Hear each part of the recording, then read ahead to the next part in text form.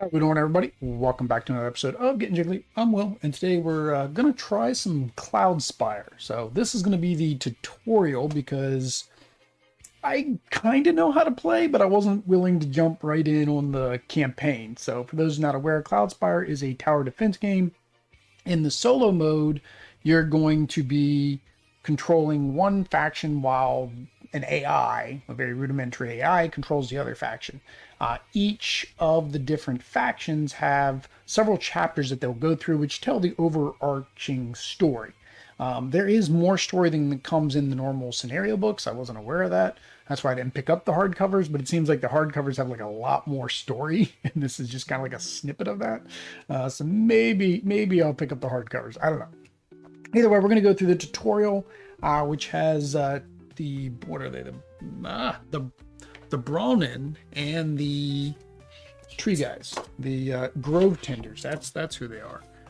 Go up against each other. I was going to grab the grove tenders player aid, but I kind of don't need that because they have different abilities. Hey, dude. Did you hear about the knight that wanted a castle in the sky? He had a Cloudspire. All right, let's flip over a key. So here we are. We are set up for a one-player game of Cloudspire. Why? Because, well, there's only one of me. So I'm set up on this side. The tree guys are over on this side. I'm going to forget their names. Here, let me keep it that way. I can at least look out of my corner and act like I'm smart. The grove tenders are over here.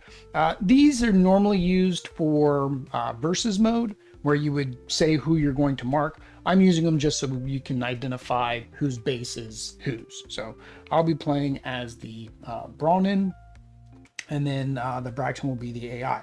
Now, the first round is completely scripted through the manual. I've been watching the tutorials, so I kind of know how the tutorials have been going. I do feel like it is limited. So I hope I can get further, depending how long it takes me to get through the tutorial. But if I don't, I think at the very end, I'm going to cover some key things I noticed that the tutorial was missing, that some of those the other people that played kind of pointed out, that they don't go over, right? I feel like they probably should have gone through the first two rounds scripted, but maybe people were getting bored. But then the question is, what people were those? And did those people know that there were more rules? I don't know. So here we go. We have already set it up. So this is the initial map. So when you start, it is going to have you follow this first section here. It's your first game, so there's no carryover. Bronan versus Frat Barbarian. Bronan the Barbarian. Since it's your first time, there's no carryover. When you were playing the actual campaign, there'll be a carryover. We're going to create the island as it is on page 7. One thing to note is this space right here. We have to treat this as forest because unfortunately I got 2 number 15s and I did not get a number that's supposed to go there, 16. So I'm going to have to reach out to Chip Theory to get me a number 16 to go there. But these are basically forest. Why that matters is because some of the different minions or the heroes have a particular movement restriction. Let's see if I can... I don't know if it's going to be visible, but on him, he's got this tiny little icon which shows 2 trees, which means that he can go through trees and lower, right? If somebody's got mountains, then they can go mountains and lower, and so forth. All right, so we've gone ahead, we've set this up. It did have us put in Osh. Osh is here with 3 hit points, so 1, 2, 3. It had us get a thorax, so the thorax is actually, just for your reference, because I didn't know where to find it, it's actually one of the location tiles that you have to get, and he has 5. What are those actually called?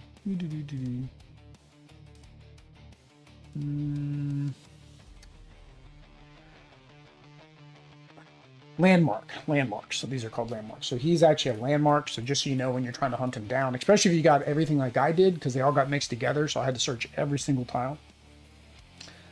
Then it had the grove tenders add a retall here. Normally it will only have, so on the top here again, so if we can see this. Normally this will only have 1 attack and 1 range. but for this scenario, they specifically said put 2, so it actually has 2 range. And then the shrubberies normally have 1 attack and 1 defense, but in this case, they actually have 2 defense. So again, it's all for the scripting of the game. If you scan and color print one of your other forest texts, you can cover that space on top 15. Yeah, technically. Technically, that's a way around it. I mean, there are other ones, but I needed to have specifically... Oops, I shouldn't be mixing these up because these are for later. It needs to have a forest and a source well, and unfortunately, and a path, and nothing else even comes close to that. Yeah, because it's either got like 2 waters, anything over the forest has like water and stuff on it. Yeah, that's just what it is. Just what it is. And now I don't remember which one was on top. Doesn't matter. The script is going to have us get rid of it. Oh, it's right here. I put it next to me so it would be on top. All right. So we've gone ahead and we've set all that up. So now it says you're ready to play. So in our first scenario here, we'll go here. So in our first scenario, our objectives is to use an architect to construct and dispatch a platform on Spire on Hex B. So that's the one where the, well, you guys can't think, that's where the thorax is right now, so we have to take him out. We need to defeat both shrubberies that we talked about down here on Hex D.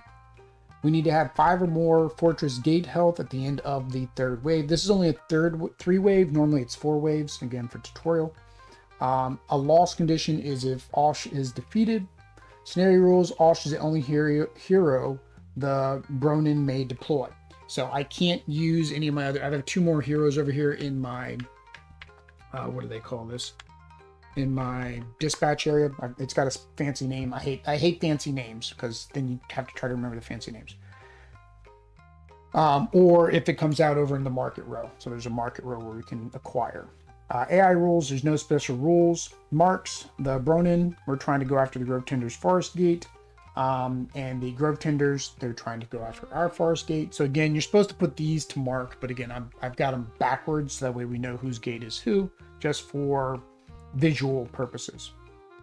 Drawn the closest opposing hero, Bronin Fortress Gate. So they're going to have their first hero come out, and then it's actually going to try to go after my hero and then the Fortress Gate. Event die results. So in the first round, they're not going to have us roll the die, so we don't have to worry about that. But each round, you will roll the die, and something bad happens. Basically, it's always bad. It's never good. Defeating a thorax is easier than defeating a Thor hammer. Mjolnir is something else. And then down here on the bottom says what we're going to do on each phase or each wave. So on the first one, Grove Tenders, they have no event. There's no income. The Grove Tenders purchase an Earthscape but do not place it, so they just toss it aside. They're going to construct a Retail Spire with a attack and a defense, or a Fortress Source Wall, so one of their 2 spots. And then the prep phase, I get 5 CP. The Grove Tenders are going to recruit a Taproot, a upgraded Treed, and a Doan, which is their hero. And then they're going to summon a Warbriar. All right, but it's going to walk us through that to go step by step. All right, so let's go ahead and we got everything I just went over is right here. So this is the long of what I went over on that other page, basically. All right, and then this is the additional long of what I went on over there. Now it's slightly, I was like, why is it slightly off? So the AI will ignore and break standard rules, and that's because they have a very specific path that they're trying to accomplish. They basically just head straight forward. They're going to use their maximum movement, and you want to use that to your advantage when you're normally playing and not following the script, of course. Goes over your phases. You have your event phase. So this is where they're starting. As indicated in the event phase for phase 1, there is no event to resolve. So there's nothing we have to do. Income phase. During the income phase of each wave, you'll receive your income. So wave 1, the scenario, I get 0 source, The income phase doesn't affect the AI at all. All right. Next, we're going to the market phase. The grove tenders are the first player. In this wave, they will purchase the Earthscape, which is this top one that was over here, and they're going to toss it to the side, which is way too far away. BGG says this has a weight of 4.4 out of 5.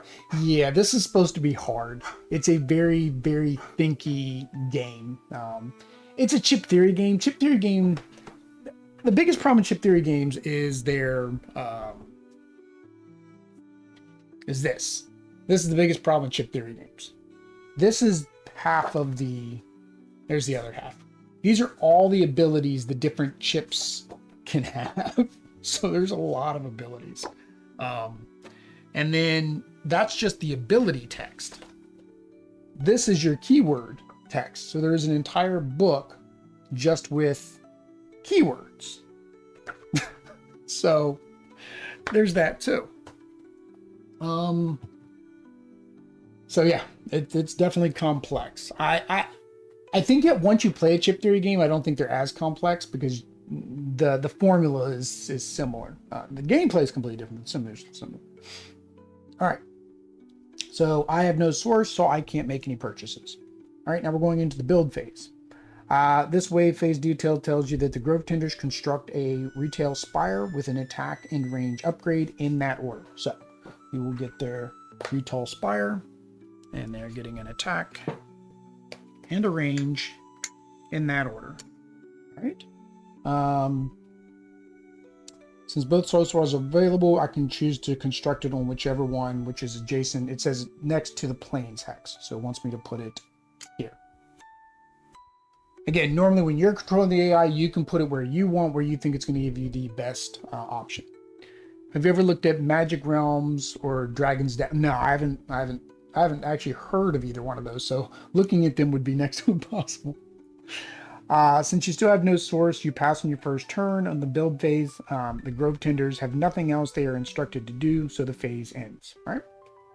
So now we're going to the prep phase. So we have our CP. The grove tenders select the Bronin Fortress Gate as their mark, as dictated by the scenario. You mark the grove tenders Forest Gate. I guess we should go ahead and do what it says to do. Let's go ahead and mark them. The tutorial told us to do. I was trying to do it for gameplay reasons. It makes more sense to have it in the other way. All right, moving along. All right. In wave 1, the grove tenders deployment stack consists of a taproot, a promoted treed, and Dewin in order. Note the AI doesn't need to adhere to the standard selection rules, as is therefore able to select a promoted treed. All right, so we're going to go ahead and create their stack. So they wanted a taproot. Oh, there's Dwyn. Taproot and a promoted treed. So most of the chips can be promoted based on when they get enough attachments. Once they've exceeded their attachments and they kill somebody, then they will promote. Or you can recruit them promoted once you've upgraded your building. So Dewin starts with 2. All right, since she is on the bottom. And then the treed has 5. 1, 2, 3, 4, 5. So you can bring, normally in the game, you can bring out your characters in 2 different ways. One is to do, as we're doing here, a stack where each of them are on top, because then they can deploy off of each other. The other is to only have the top one's health, and then they all move together, and as they're defeated, then it goes down. Magic Realm is classic but heavy. Dragon's Down is a modern redo of Magic Realm. Oh, okay. I'll have to look for it. I've got so many dungeon crawlers is the problem now. I'm never going to be able to get through them all. All right, I use my 5 CP to get a, oops, we're going to knock out that thorax, to get a Battleborn and a Dispatch. So my Dispatch has 3 health. 1, 2, 3. And my Battleborn has 3 health as well. 1, 2, 3. All right. And then we go there. Yeah, much better using the upgraded chips. It's got a nice weight to them. They don't, I don't want to say they don't slide around, but they still slide around. I was thinking the same thing, like, I wonder if anybody's come up with like a magnetic holder or something. All right, so we are ready for wave 1. All right, so the onslaught phase. This is when we are going to move our guys around, and basically, well, the attacking and all that fun stuff's going to happen. All right, so Contender start of turn, Grove Tender start of turn. They have no start of turn talents and do not use limited build options, so they will proceed straight to the movement portion of the turn. Going forward, we will skip over the start of turn for both factions unless there's something to happen, right? So one thing that it talks about, it goes over things in the tutorial, like basically the rules, but because nothing's happening, then you kind of don't know unless you're reading the entire rules, right? So basically there are checks like campfire mode that needs to be checked. The AI does not use limited build options, but could have talents that trigger some start around. So limited build option is basically you choose to, at any time, you can twice during the entire game, choose to build out of turn, right? So instead of building during your deployment, you can actually build during the combat phase. Pretty simple. And then movement, so it goes over the full movement here. Basically, they're going to try to go as far as they can. So it says the taproot moves first. The taproot has a movement of 2, and it can't go on any special terrain. So it's just going to go 1, 2. All right. And then that is as much progress as it can make. All right. Then the promoted tree has a forest terrain allowance, so it allows it to move over the plains here. And it wants to, again, go to my fortress. Since they have to make their maximum amount of movement, it goes 1, 2, 3, 4. It could go 1, 2, 3, 4, but it has to make its maximum 4. I don't know why I said 4 there, but it has to make its maximum movement. Sorry, 3. It's got a movement of 3. 1, 2, 3, 1, 2, 3. In the example, it's saying to go here, 1, 2, 3, and then it is beside the thorax. So the thorax has a ability called toxic secretion. If I were to go pull the handy dandy player aid that tells me what it means, it basically means that it does splash damage, or not splash damage, it does damage to anything that moves next to it. I heard that Rocky Elemental fought Apollo Treed.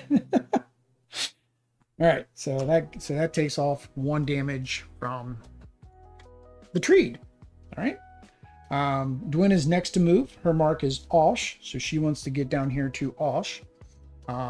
As outlined in the scenario, since she has the forest terrain, it allows her to also move through the plains. So she's going to make her maximum movement, which is 2. Yeah, 1, 2. So that is as far as she can go. All right. So now the spires are going to fire. These spires have a very specific way that they fire. They're going to do the hero, then the minion.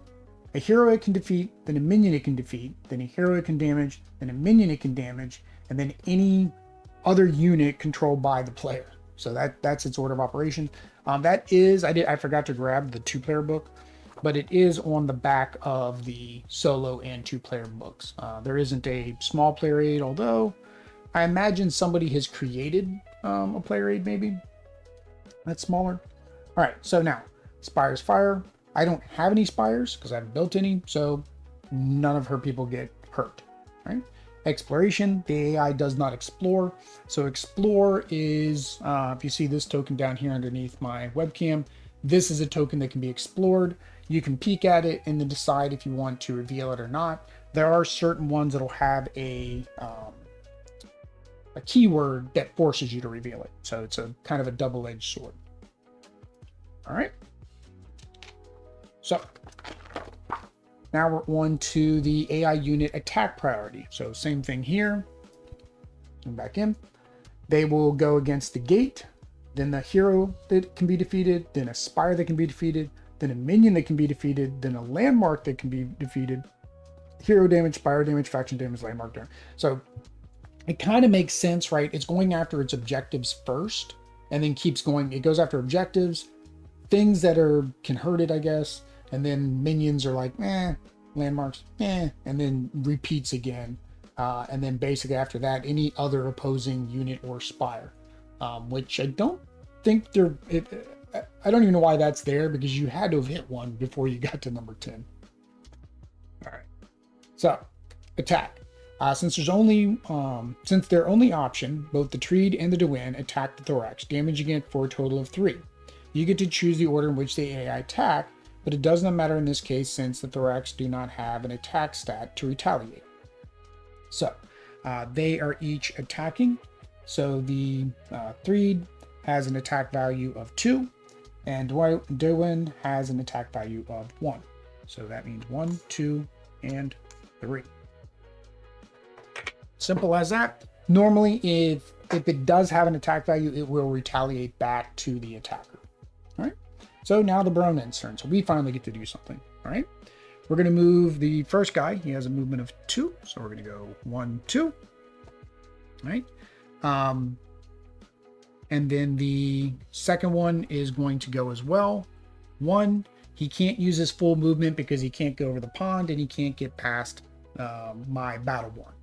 The only people that can swap positions is if this was my hero, then he would be able to displace my hero and push him back. That's usually not good because you don't want your hero to end up back inside of the fortress, because then they have to come back for next time. The taproot dances when it moves forward. Yeah, taproot dances. You got a little tap shoes on. All right. Spire's fire. My units are not in range of her spires. She has one here and one here. So no firing of the spires. Exploration. My units are adjacent to these landmarks, but we're not going to explore them because we don't want to risk taking damage this early in the game. Again, tutorial, they don't want you to. A lot of people, they'll try to reveal them almost immediately. Worst case scenario, yeah, it is one that you have to immediately expose and you may have to engage with. Right? Attack. We're not next to anything. We can't attack. Right? So now we go back to the Grove Tenders. We could move Darwin either before or after the minions. We decide to move the minion first. There are 2 possible hexes they can move to, both of which are 3 hexes from its mark. So 1, 2, 1, 2. It needs to use its maximum movement. So in the example, I think it shows it going 1, 2, 3, 1, 2, 3. It basically just needs to use its maximum movement, and it needs to be further ahead than where it started, right? Closer to its goal. So basically, it's going to route it to cause the most damage by the toxic secretion. So we're going to go 1, 2, 3. That way it uses its maximum movement, and it takes 2 damage because of the toxic secretion. Right? And because the toxic secretion is not an attack, it doesn't get to retaliate. All right. Darwin moves 1 hex towards Osh, not needing to move any closer since she has range 2. So she is within range of her target, so she's not going to move anymore. She does take the toxic secretion though. All right. And then it could move another move, right? And then she could I could make her move another time to make her take another toxic secretion. But again, if we defeat her, then we're going to get the source, so 2 source, plus I'll be able to upgrade Osh with a upgrade. All right. Spire's fire, nothing happens. Nobody's in range of a spire. Attack. So Darwin is going to attack first, dealing 1 damage to Osh. He does not have range, so he can't retaliate. Although we can give him range. Maybe that's what we do. All right. Now the Treed, it's a tree with a D, so Treed. The Treed is in position to attack either the Battleborn or the Thorax, right? Checking the AI's attack priority list, it will attack the Thorax as it is a landmark minion that they can defeat, which is a higher priority than trying to defeat mine.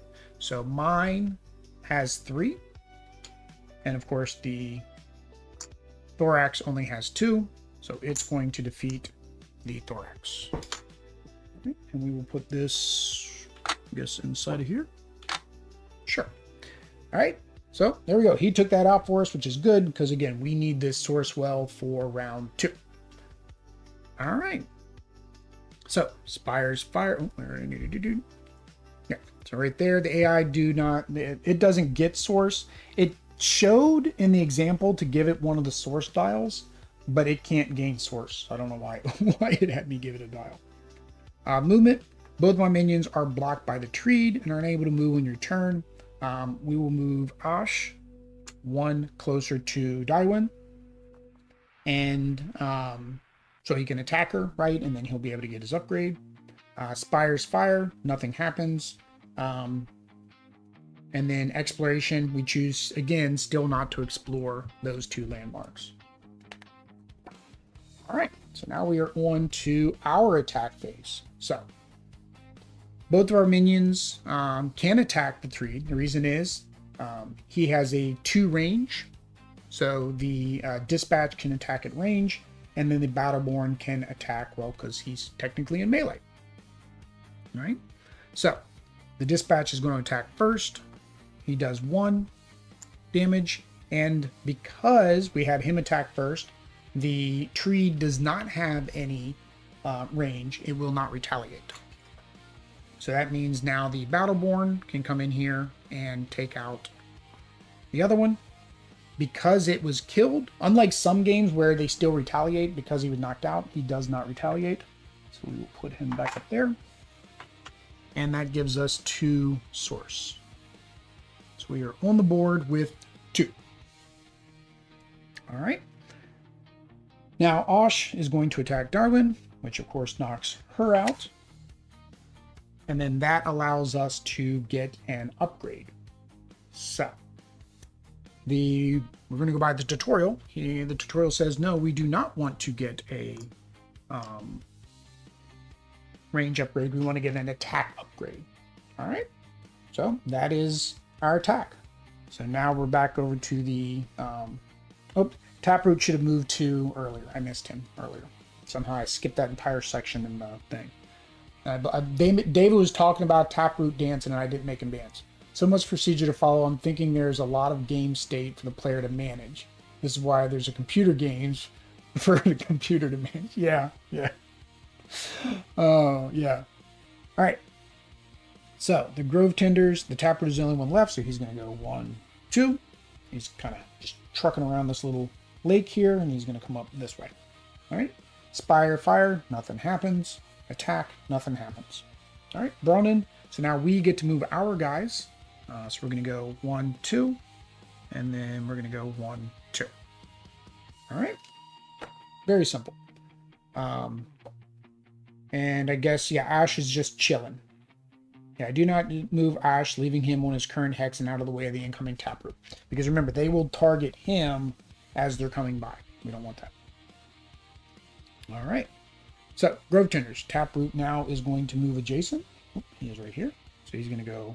Oh, something's wrong with this tile. Oh, no, sorry. 1, 2. There we go. So he is now adjacent. Spire's fire. Nothing happened because I don't have any spires. With Osh too far away, the Taproot can attack either the Battleborn or the Dispatch because it has a range of 2. It says 2 range. So you get to choose which one is attack. We're going to have him attack the Battleborn, it says. So he attacks me for 1. I retaliate for 1. That is how that works. All right. So now it is back to me. So the Bronin, we can have Ash move over here. So Ash is there. I guess it's Ash, not Ash. You can call him Ash to Pokemon, Ash Ketchum, right? That puts him in range to take out the Taproot. The other guys can't move because they're blocked. He's blocked. He's blocked. So now attack. I could have the Dispatch attack. I could have the Battleborn attack. But because Ash's attack is 2, there's no reason for me to have them attack, right? Because he has 1 attack from himself and then the +1 attack that we gave him. So that will take out the Taproot, all right? Which gives us 2 more. So we are now at 4. And then that does promote Osh. So when you promote, unfortunately, it does mean you lose your upgrades. So we do lose our upgrade, and we'll have to start all over. All right.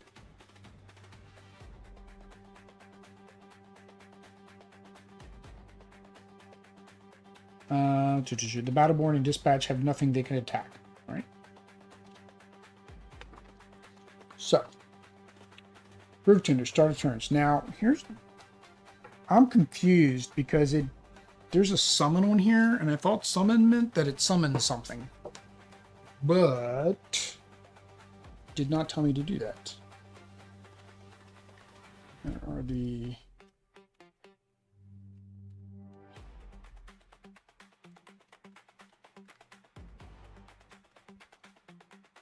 keywords. There they are. Keywords. Summon. I'm following the instructions. The instructions aren't telling me to do it, so I'm going to be like, summon. After these unit is reduced to exactly 1 health. Okay, so that makes sense. So the reason we didn't reduce him to 1 health is that he would summon another unit based on the actual instructions, right? The prep state. So that's why I wanted to make sure that we completely took him out instead of reducing him to 1. So that did not happen. That makes perfect sense now.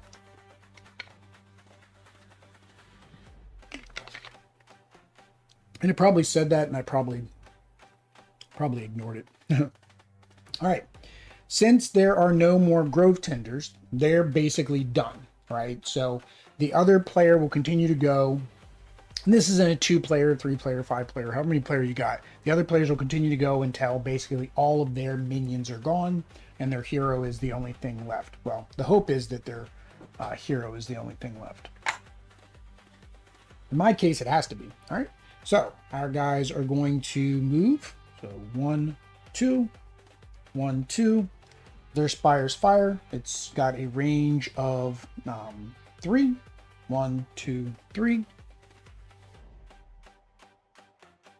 Since Battleborn is in range of the Spire will fire. As the retail has 1 attack upgrade ship, it will use 1 Spire attack die. It rolls a die, so these are the dice. It rolls a die and it rolls a miss, so it does not attack me. Exploration. Because the Battleborn survived the attack from the Spire, I could reveal the landmark, but again, we decide not to. Attack. While the Grove Tender Shrubbery Spire is within 2 hexes of the Dispatch, the Shrubbery's camouflage prevents him from being able to attack, even though it's within 2. Camouflage, cover. All right. Since Grove Tenders have no units in play, you keep taking turns until they're defeated. So we're going to move again. So you move the Battleborn and dispatch 2 hexes. 1, 2, 1, 2. They know nothing about these, and again, their primary target is getting here. That's where they want to get to. Right there. That's where they want to go. All right. Spire's fire. So now 1, 2, 3. He can attack both of them. The AI Spire consider the maximum damage when choosing targets. Since it can deal maximum damage to 2 that are in view, the Battleborn as the opposing faction minion it can defeat, the Spire attacks the Battleborn, rolling a 1 and dealing 1 damage. Boop. Like so. All right. All right. Exploration. Nothing happens. Attack. While both Grove Tender Shrubbery Spires are within 2 hexes dispatch, the camouflage still are preventing us from being able to attack them, so we're still not going to attack. All right. So that is basically the end of the tutorial. So now it tells us to continue out the rest of the wave until all minions are defeated. As you move into wave 2 and beyond, remember that you need to complete 1 objective to win the scenario and proceed to the next. Cloudspire scenarios are designed to be tough, and enemies will often have more resources than you. Remember to focus on your objectives rather than just trying to destroy the enemy's fortress gate. Also remember to manipulate the AI's mechanics to your advantage whenever you can. Note, renown earned in this scenario does not carry over to the solo campaign. So it took me 30 minutes to get through that part of the tutorial. I've seen other tutorials that are way longer. All right. Scenario strategy tips. It talks about the map, objectives, loss condition, rules, event die, and phase details. So a couple things that weren't covered in here, and this is why I said I feel like they should have covered. They didn't cover these at all, the landmarks at all, right? So I kind of mentioned then that when you reveal a landmark, it's either going to be an enemy that you'll have to attack, it could be a point of interest, or it could be a what's the word? It could be a point of interest, or it could be an enemy, a point of interest, or I think something else. It could be a couple different things that it could be. But yeah, when you flip it over, you'll see. I already kind of mentioned the build, the 2-time build that you can use during the game. It really doesn't cover that. The bumping of the hero, it didn't have us do that, so of course didn't get to see how that worked. There was something else that I keep saying, like everybody does it because you have to in the game. Oh, it's the control, right? So it doesn't even go into building your spires. So in order to build a spire, you have to have control of the area. So I control any tile my fortress touched at the beginning, which are these 2 small tiles. Since this was removed, I now have control of this area, but I don't have this area, right? Because they still have mobs here, which includes this tile here. So you only count the big tiles. So they have control of this tile and this little tile here because they have a spire on it. So I guess we will go ahead and try to complete the scenario. So since we don't need, I need this open to the round 2, wave 2. There you go. So we come back to this. Although my keywords are in here too. It says take the keyword reference, but I'm not sure why, because it doesn't have the AI's keywords referenced. Okay, so what do we want to do? So we need to make it here. This little guy, unfortunately, is probably not going to make it. He's kind of just blocking for the dispatch.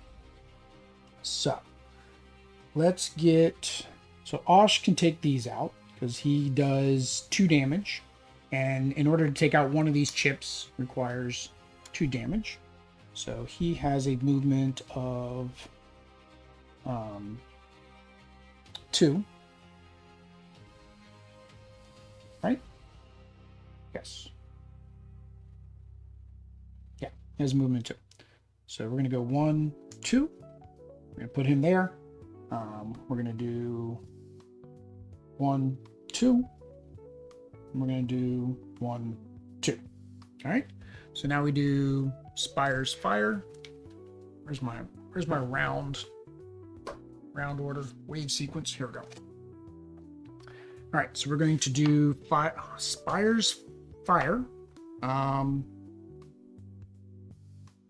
Yeah, Spire's Fire. So this one is in range of both. His priority is the one that he can defeat. He has 1. He gets to roll 1 attack. So he has 1 attack check. So he attacked for 1. That unfortunately does take out my Battleborn. All right. So no Explore can happen. So now we get to attack. So we're just going to have Osh attack and get rid of one of those. And then we're going to attack here, which gets rid of one of his attacks. All right. So that's the end of the wave. So now we go to the next wave. So Osh isn't going to move. He's going to stay right where he is. He has to move his maximum. So 1, 2. Spire's Fire. So he is within range. So 1. I forgot to retaliate. Sorry. When he had got attacked each time, he should have retaliated the first time. Yeah. Or this guy should have retaliated 1, which would have taken off that first one. And then when he attacked, he would have taken off the second one. So I missed that on that previous one. So technically, he doesn't have range anymore. So I don't take any damage. All right. So now we attack. So we get rid of this shrubbery. All right. We get 1 source. So that is, we're at 5. Ooh, where's shrubbery? Shrubbery. Oh, shrubbery's a tower, Will. And then this does give him another upgrade. So we're going to...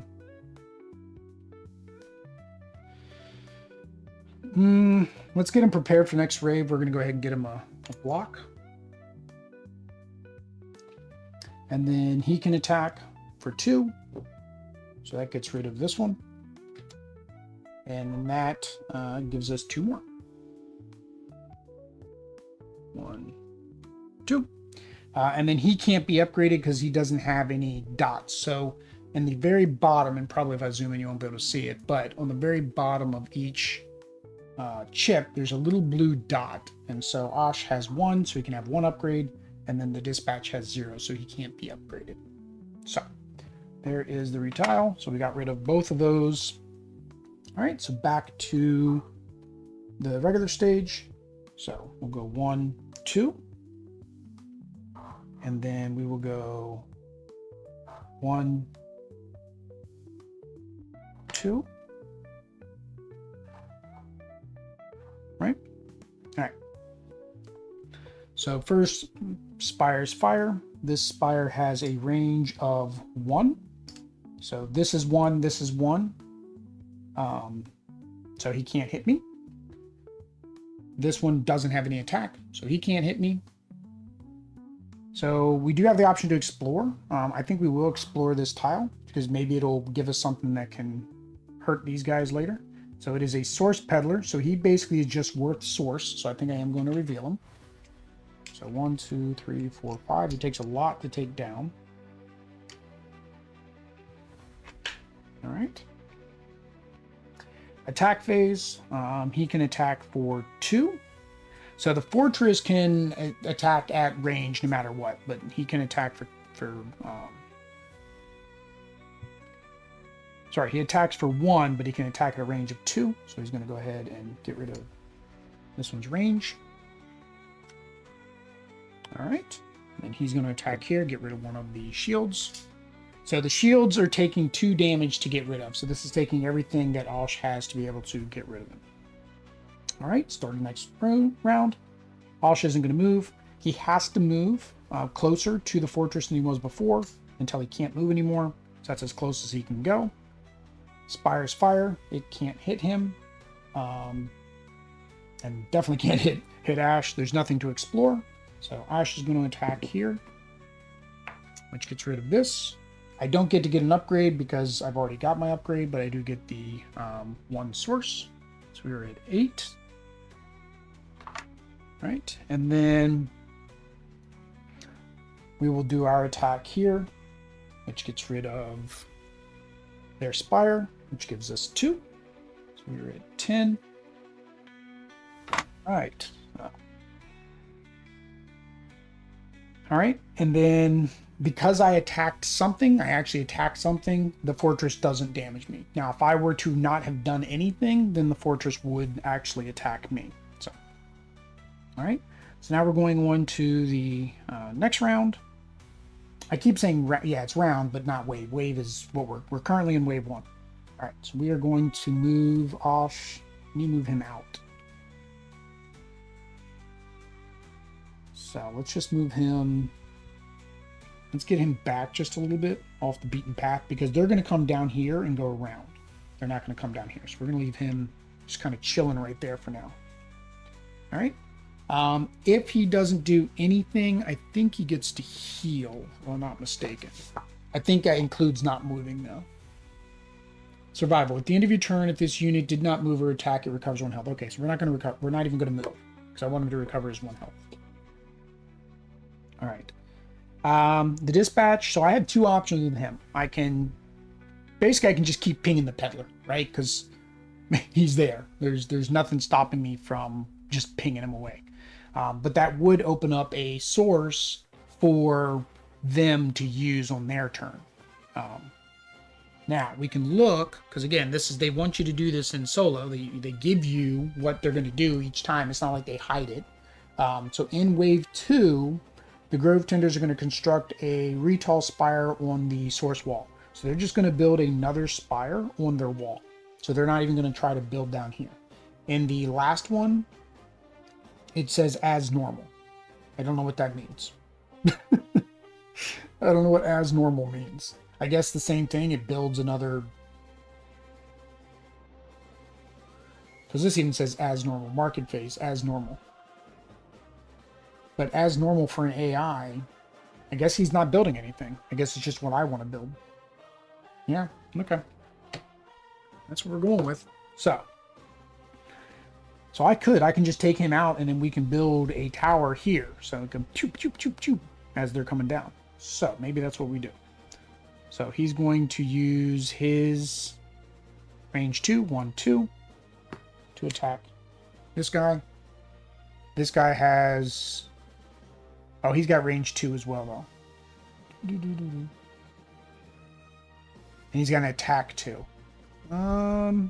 That's fine. We weakened him a little bit. I'm fine with that.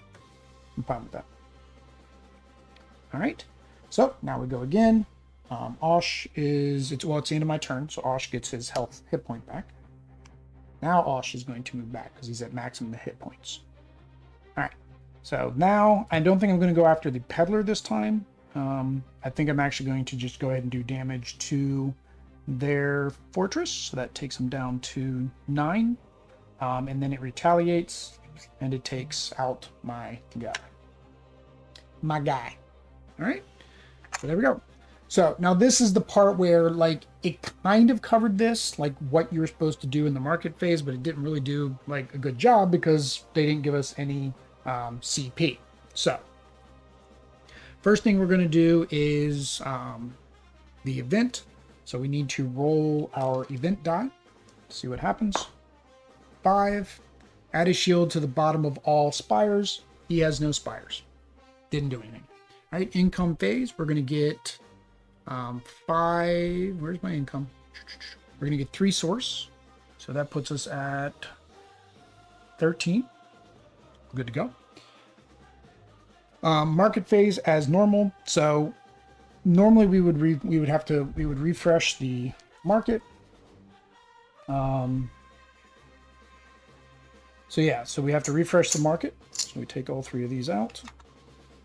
And then we're just going to draw from the back. So we have a portal hopper, which is a regular guy. We have a flintlock, which is a hero. We have a Zerker rebel. So question is, do we want to buy these guys or do we want to do our upgrades? So because that's another option, is we can upgrade our base. So for example, if we do assembly, source shields, all Aegis minions are permanently promoted, which means when I recruit them, they'll automatically be on the promoted side. Workshop quarters, all architect minions are permanently promoted. In the construction yard, you get a special die that you can roll once per wave to basically add a free upgrade to your spire. I don't have any spires yet. This one, basically all Battleborn are upgraded. All dispatched minions are promoted. So this is even better, right? Because this is all dispatch, which were our ranged guys, right?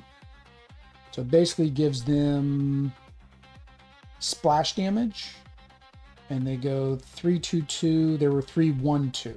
So their attack goes up 1 as well. Right? So this upgrades them. And then pit expansion. All Forsaken minions are permanently promoted. When rolling a Forsaken die, you may choose to re-roll it, applying the second result instead. Forsaken die. Before each Forsaken minion moves, you must roll the die and apply the results. So that's these guys right here. The Forsaken. Assault, neglected, stubborn, unruly. They can actually move on water. 4 attack, but they're expensive, right? They cost 7. You guys, I didn't zoom in, but they cost 7 to acquire them. 7 CP. Gateport. This basically is more for like the market. Smelter. You can build your better spires. Stronghold. Gain the artillery die. After it is rolled, move this die. And this advancement, even if no spire is impacted. Advancements 2 and 3 may still be used if the advancement is removed, but they cannot be purchased. Alright. Artillery die may be used to start a turn during onslaught phase. Roll this die once and then stay around. as the number, range, or the impact of this die. Roll again and use the second number for the other designation. So basically you roll it once, you choose do you want that to be the range or the damage, and then you roll it again and that's the range or the damage. Yeah, so it says deal damage to them if it's a unit, or remove the upgrades if it's a spire. Gate dispatch, my gate now does 3 damage, not bad. Gate spikes, your fortress now does 3 damage when just 2 adjacent units. Okay. And then source drill, one of my spires default is a drilling outpost, so you get additional 3 source during your income. Drilling outpost spires can be constructed in any non-path, so basically they don't have to be on a source. And then drilling storehouse, your source capacity is now 30 instead of the 20. I was wondering why the dial flipped over. I was confused why it flipped over. That's why. So I have how much? I have 13 source. So if I want to do both of these, which I think I do, because I want my architect to be upgraded, because we got to build that spire. So that would be 9. So let's go ahead and do that first. So we're going to spend that 9 to upgrade our assembly 2 stops. 1, 2. All right. That means my architect will come in fully upgraded. So that puts us at 4. So for 4, well, actually, I shouldn't have been doing that yet. I'm still in the market phase, technically. For 4, I could get the Berserker, or the Zerker Rebel. She's armored and anti-Broman. Oh, anti-Broman, which means I probably cannot hire her, I'm thinking. Now, this unit cannot be deployed by the Bruin. Okay, so I can't even get her. But I could get this guy. Portal Hopper. Camouflage, Incorporeal. So camouflage. A, B, C, D. There we go. Units and spires must be adjacent to this unit in order to attack it. Okay, so it's the same as those shrubberies. Then Incorporeal. Incorporeal. This unit may move through opposing units, but cannot end its movement on the same hex as another unit. Steal 1 source from the controlling faction of each active unit it passes through. Now, I can't steal from them unless they somehow get source that I don't know about. But it would give me a guy. He's got, what is he? 2 attack, 5 movement. He's only got 1 health. He's a one hit wonder. I think we'll go ahead and get him. Why not? Let's go ahead and buy him. So he goes over here into my barracks. That's what it was called, barracks. I couldn't remember what it was called. With 1 hit point. All right. And then he can't be promoted, right? So he's just what he is. All right. So that was the market phase. She's not buying anything. Now we're going to go to the build phase. So she is going to build another retrail with a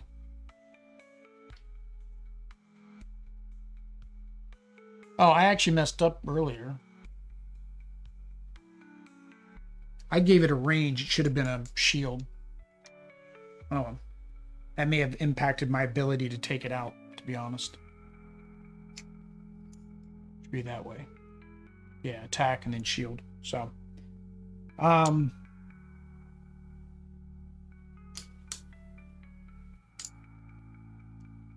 right? Yeah, it says attack, then shield. So attack, then shield. Because my big guy that I had, my dispatch, could only do 1 damage. So he couldn't have taken that other one out. So, I'm going to have to put that one back. I missed that. All right, so that would be 2 less source, and then I'm spending 2 still, but so that just means I'm at 0. All right, so let's put that one back out.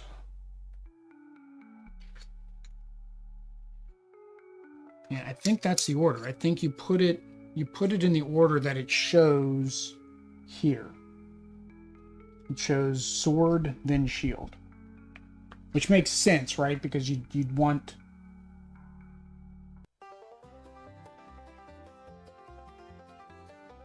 Yeah.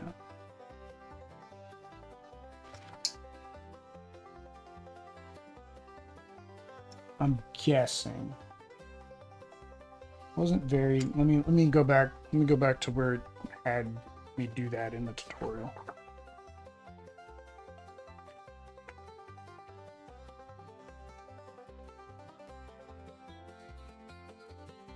Yeah.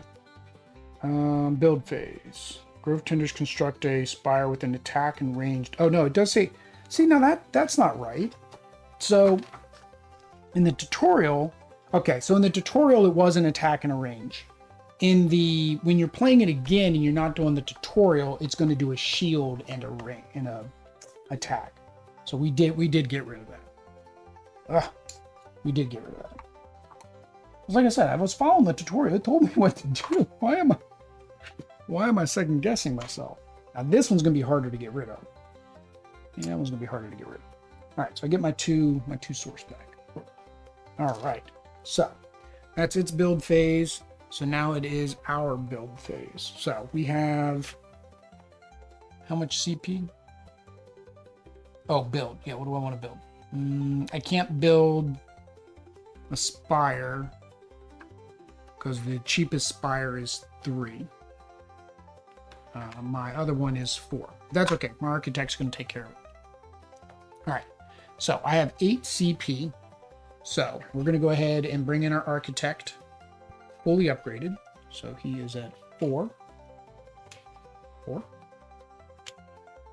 And then, so that gives us, how much did he cost me? He cost me 4.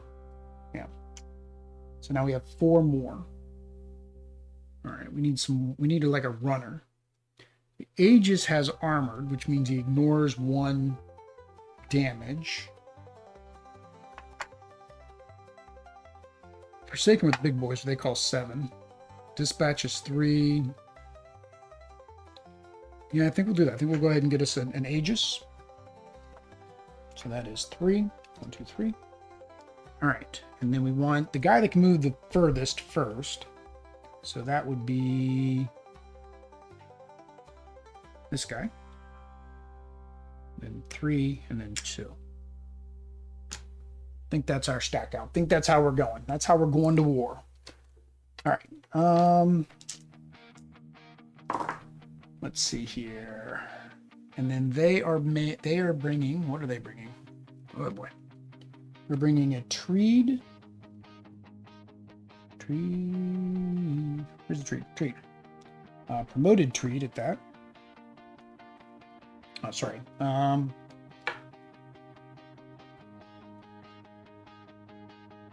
Yeah. So Taproot first. Taproot first. And that has 3. Then the Treed has 5. 1, 2, 3, 4, 5. And then I keep reading the wrong one. Treed, Warbriar. Warbriar. 1, 2, 3. Then Taproot. There we go. That's a big old stack. And then the summon, once I defeat that Taproot, is a... Yeah, again, so same thing here. It says what we were supposed to summon last time, but again, because it was the tutorial, it didn't have us summon anything. Well, no, we killed it and didn't get it down to 1 hit point, but it would have summoned a Warbriar. In this case, if we do the same thing here, it'll summon a Vine Herald. So we will just keep that down here so I remember. That's what he summons. All right. So that's it. That is the prep phase. All right. So I do have the option again to do my special build, but again, I don't have enough source to be able to do that this turn. All right. And then I go first this round. All right, so we're going to move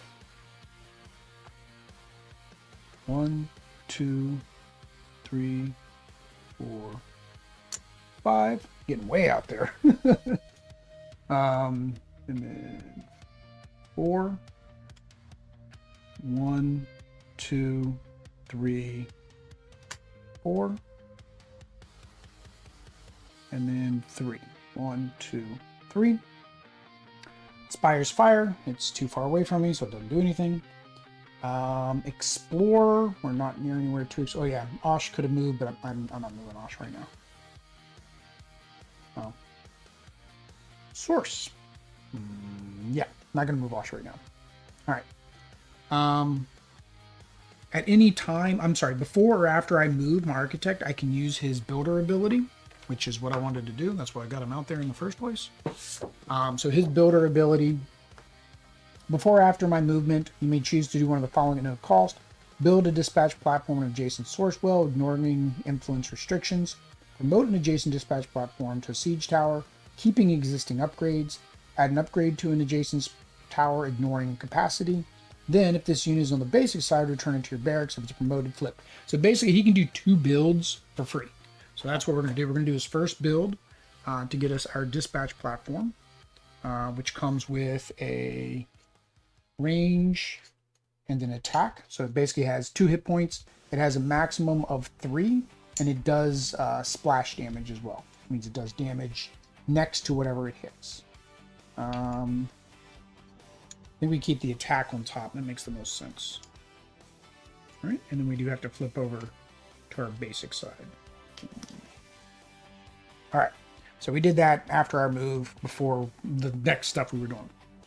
All right, then we are movement, Spire's fire, exploration, then exploration, attack.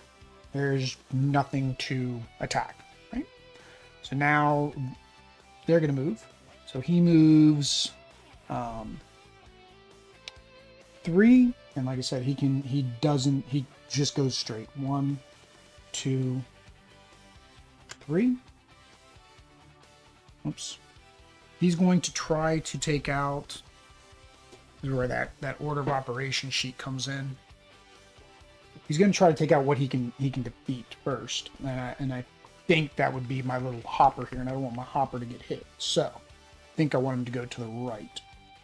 So, unit attack priority, gate, hero, spire, faction minion, opposing landmark minion, okay, or any other minion. I guess that's why number 10 is him. So he's the last thing it'll try to hit.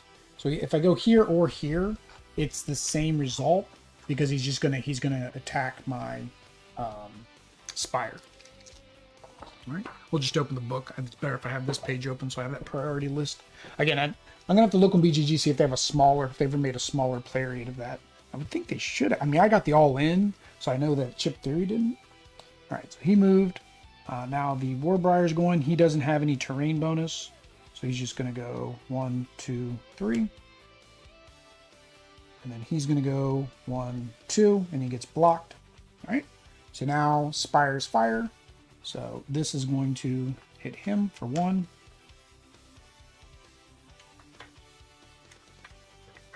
And then he is going to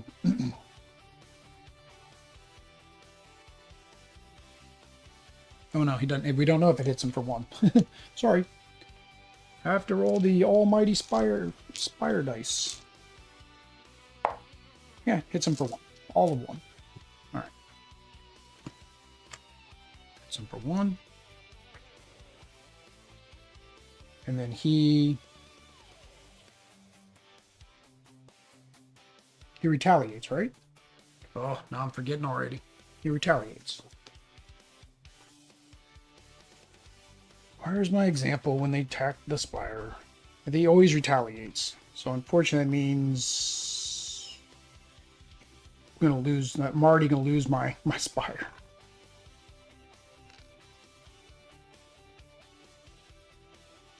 Right?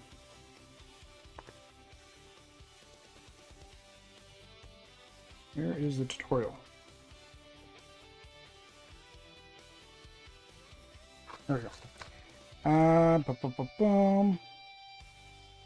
Problem is in the tutorial it was that toxic secretion. Later, it was this tower over here. But I think they stopped it before that happened. Before we started attacking that tower.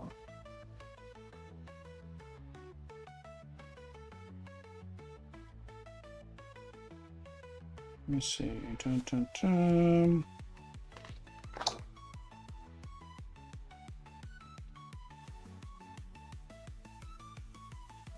Yeah, it stops as soon as that tower hits, so they didn't go through that retaliate step. So, let's go to the... not the rulebook, the reference. Alright, let's look at retaliate. I think it does retaliate no matter what. When a unit is attacked by an opposing unit and is not defeated, it will retaliate if able. A unit is able to retaliate if it is not yet retaliated. This turn is adjacent to the attacker. Unit's retaliation deals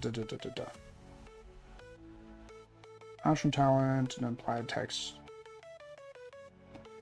Spires do not retaliate. But yeah, you're still going to retaliate on the spire.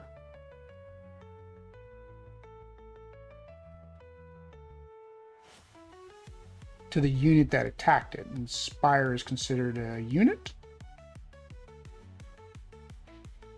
Is a spire considered a unit? Stationary faction table silver spire is designated as distinctly separate from units. No, it's separate from units. You can fire at opposing faction units the end of movement within the spire's range. Most factions have a basic and promoted spires. Okay, so no spire upgrades. I thought they retaliated on spires. Spires fire, damaging spire. Units can target adjacent opposing spires in their attacks, dealing 1 or more damage to a spire removes 1 attack or range upgrade.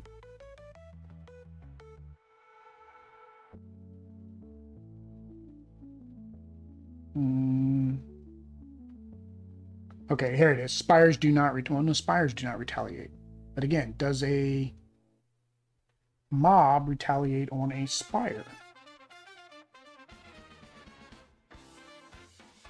Because it says they're distinct from units, which it says it only retaliates when a unit attacks it, not when a spire fires. Which means earlier, when I did the spire fire, I shouldn't have retaliated. So, we're going to say no, it doesn't retaliate. Because I can't find anything in here that talks about these attacking spires.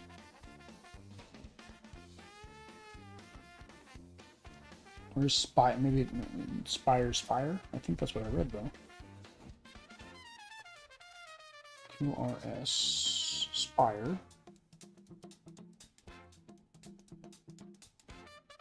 Upgrades. Attack spires fire. Your opponent's spires fire or attack at a specific stage in your turn during onslaught. Player to your left checks to see if your current player and have any units in range of their spires. If you do, their applicable spires must attack. For each attacking spire, they must choose a target if there are multiple possible, and roll the attack, and deal the rolled results to the target unit. Then, the next opposing player in turn order does the same thing until all opposing players had a chance to fire their spires. Units do not okay, here it is. Woo, right there. Units do not retaliate against spires. So earlier, I would have taken 1 more damage with my guy. So technically, he would not have been able to defeat that or this. He wouldn't have been able to do damage to one or the other. So we'll put the damage back on this guy. It's fine. Okay. So it doesn't retaliate. I'm about to say, because he would just come in here and just basically... he's going to take my tower out anyways. Because he's going to attack this. Right? 1, 2, 3. That's really where I'd have to put him. 1, 2, 3. He would still attack that. 1, 2, 3. I technically could put him here and use him so I don't lose my tower.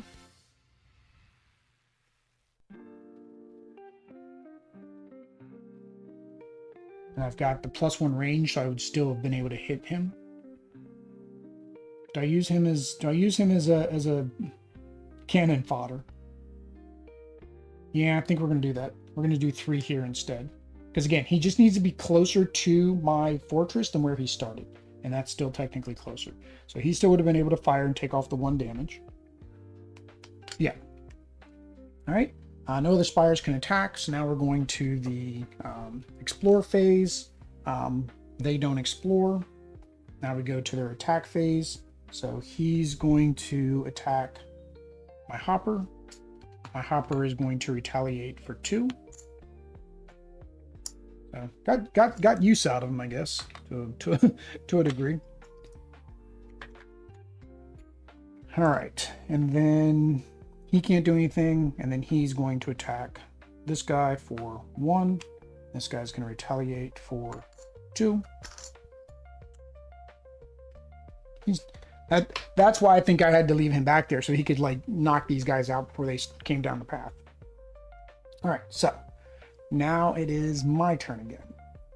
So we're going to go ahead and, do I keep the builder or do I sacrifice the builder? Do I upgrade my tower again?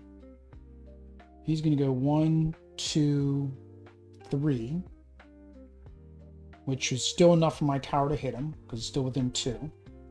And then he, well, unless if I move, I have to move him. So he's going to go 1, 2.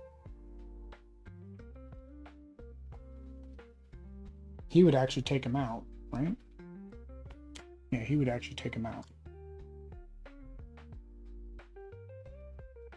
So I don't know if I want to sacrifice my architect. I think I do.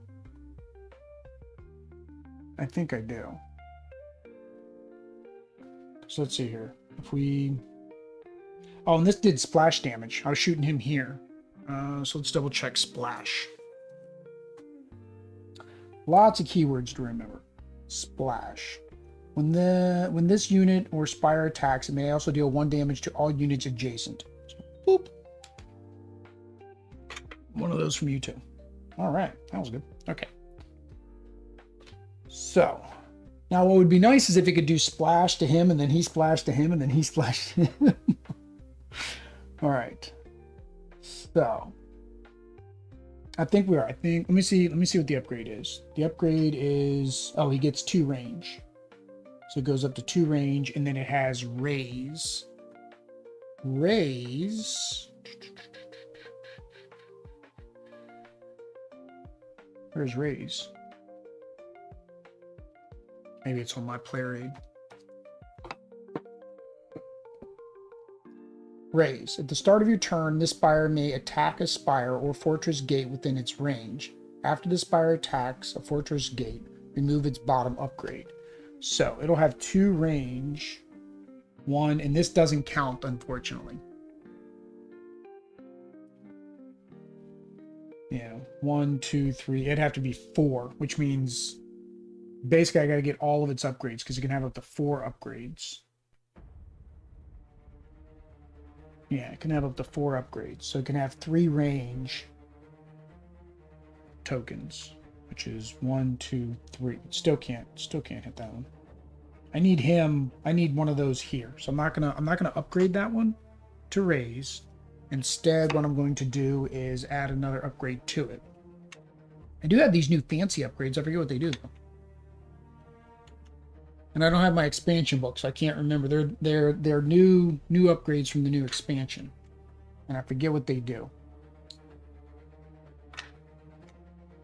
So yeah, there's 3 of them, and I didn't grab that rule book,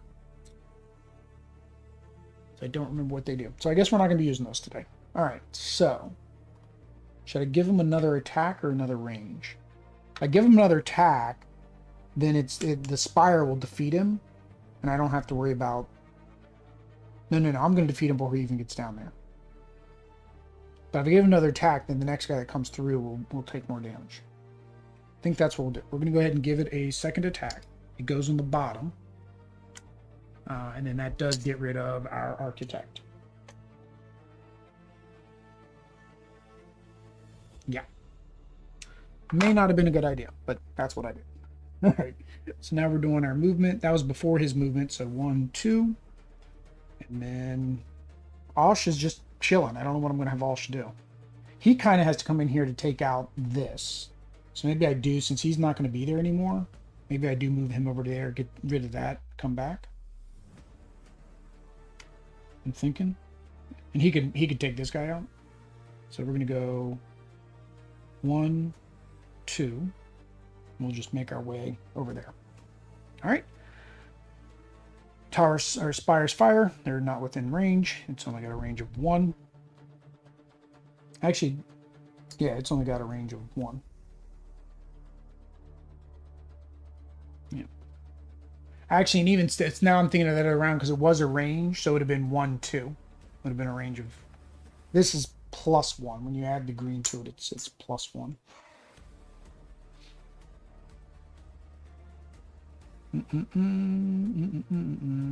Yeah. Okay. Explore. We can't explore. So now we're going to attack. So Aegis is going to attack that guy. He gives me 2. Yeah, 2. 1, 2. What is tough? See, it didn't have me even look at these keywords or when we were doing the tutorial. Oops, and this would be in here, unfortunately. Tough and ram.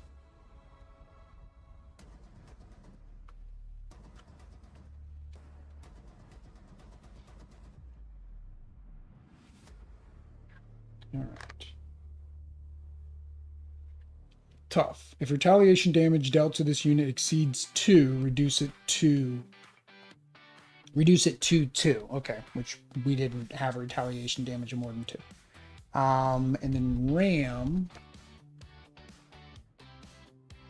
When this unit attacks a spire with an attack upgrade, instead of dealing damage, it removes the topmost attack upgrade. Okay, so it removes the attack upgrades. Okay.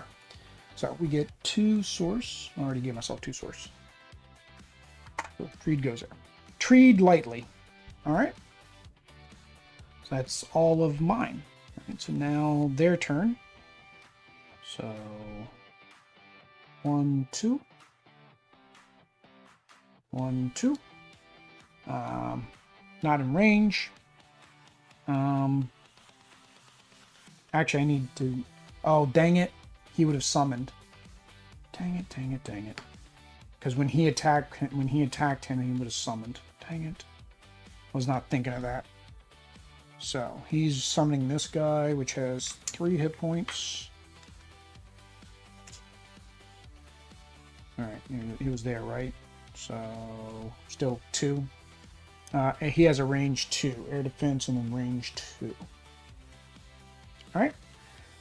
They're not going to explore. They're not going to attack. Blah blah blah blah blah. I'm not in range. All right, my turn. So, well, I only have 1 guy left. No.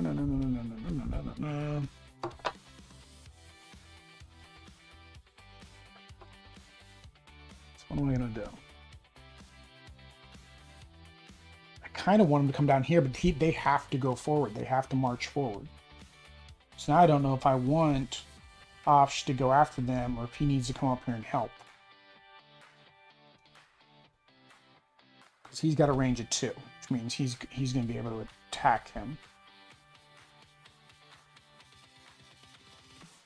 And he has Impale. What is Impale? Again, have to pull up this book to figure out what Impale is.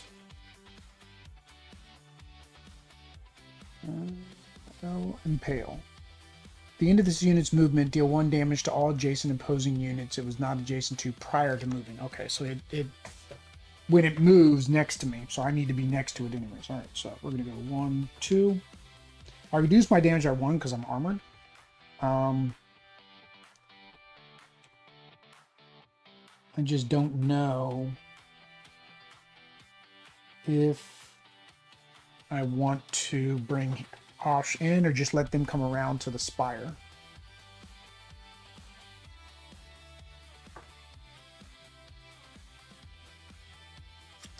Oh, he gets +1 damage when attacking a landmark. So actually, I think I am going to have him go after the landmark. So 1, 2. All right.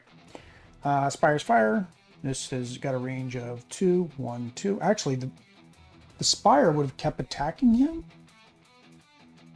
Now I'm not sure. Oh, no, he doesn't have range. That was the other guy. Never mind. I keep confusing myself with the first round, the first wave. All right. So we're going to attack. Osh gets +1 damage when doing a landmark. So that is 3. That is all 3.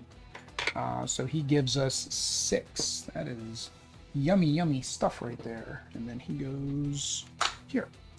All right. And then Aegis is going to attack. And does his armored protect him from 1 damage and retaliation, I guess? When this unit is attacked, reduce damage by 1. Is a retaliation considered an attack? Is retaliation considered an attack? Go back to the retaliation. We just read that. Retaliation. Unit is attacked. Unit is able to retaliate. It is not retaliate turn. Unit's retaliation deals damage. It just says deals damage equal to its attack stat. Retaliation is considered part of the attack and happens before talents that trigger after attacking. Retaliation is not optional. Talents and advancements that apply to attacks do not apply to retaliation. Okay, if it's saying things don't apply that deal with attacks, it sounds like retaliation is not an attack. It's a retaliation. Okay, so I can't block his attack. So, he's going to attack for 2. And he's going to retaliate for 1. All right, it is their turn. I probably should have peeked those 2 landmarks while I was still down there. I did not. All right. So they're going to move. They always want to move to get closer. The problem is I'm blocking the path that he needs to take. And then he's blocked by that. So neither one of them can move. So now spires, no spires. So now they attack. And again, the only person that can attack is the Aegis. So he's going to attack the Aegis for 1. My armor blocks the 1. I retaliate. He is gone. So that gives me all of 1 source. I don't like the Warbriars. They don't give me enough. And then he's going to attack because he has a range of 2. 1, 2. He's attacking for 1. I'm armored, so I block it. I retaliate, but I don't have ranged, so can't do anything. All right. Osh is going to do what? What are you going to do, Osh? Osh is going to... Maybe we have him come... We could have him... Well, before that attacking, I could have had... Oh, no, he attacked here. So I think I'll have him stay here and see what's here. I think we'll explore that next turn. All right. So that's their turn. So now it is my turn. So I'm going to do exactly what I said. He's going to stay here so he can explore that. He's going to move 1. Spire's Fire. No spires in range. And then so we're going to explore. Recruitable, Anarchy, Improv. So, recruitable means that I need to do 1 damage to him, and then he joins me. Anarchy means probably not good things. Anarchy is never good. For this unit's movement, each turn roll a d6. On a 5 or 6, discard this unit. Improv. When this unit ends its movement adjacent to a friendly spire, you may spend 2 source to add any upgrade to that spire, ignoring... Ooh... he's a wounded architect. I could bring him down there. He's actually one of my guys. Yeah, and then recruitable. I think, like I said, recruitable, I think I just need to do 1 damage to him. Recruitable. At the end of your turn, if your faction attacked this unit this turn, you may, and it is not under your control of the other faction, you can recruit it. So, it almost feels like I'm going to, because he's going to do 3 damage to him. Of his 6, but I'm not getting him for that. I'm getting him to go over there and upgrade my that. And the improv,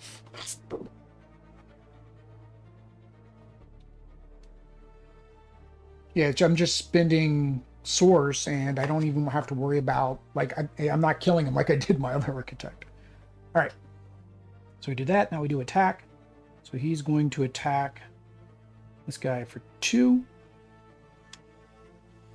2. And then it's going to retaliate for 1, which again, I can't block retaliate. I just block attacks.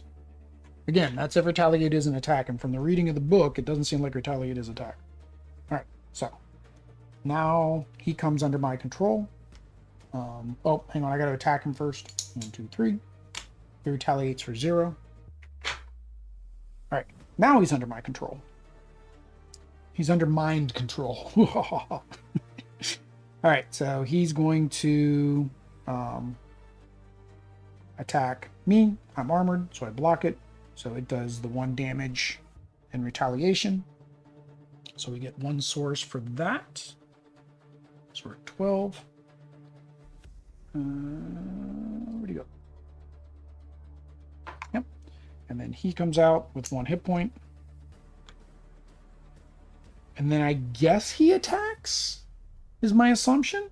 Like he spawned because he was underneath. So now he gets to attack too. So he's going to attack for 1. I'm armored. I block it. So then I retaliate for 1. So we get 2 more there. Taproot. All right. Okay. So that was all of their turn. Now they're done. So now everything is just my turn. So we do have this, and I want to get the architect there. So we're going to move. I guess we'll just have him come down there and check those things out while we're at it too. 1, 2. And then 1, 2. I end my turn there. I can spend 2 source. So it takes us down to 12 to add another upgrade to this. And again, it's not impacted by range. Do I shield it? Do I shield it? Do I shield it or do I add more range? If I add more range, it'll be at range 2. Right? 1, 2. I don't think I had range earlier. Whoopsie. I keep miscounting my range and stuff. There's a lot to keep track of, so we'll go ahead and add our range to it then. All right. He doesn't do any attacking, so basically he's just going to run around this spire and keep adding upgrades to it. Then he has to move forward, so 1, 2. All right. Nothing else we can do, so we're going to go 1, 2. We're going to go 1, 2. He's going to add an upgrade to that one. So it puts us at 10. Do I want to stop? What do I want? I don't know what's going to come out over there, but do I want to do any more upgrades to my... Probably want to do some upgrades to my thing, right?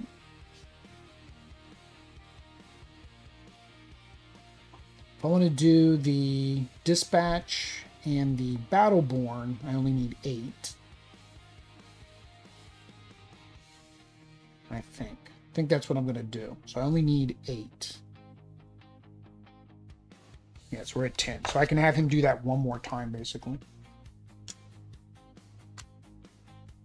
All right. And then he has to move 1, 2.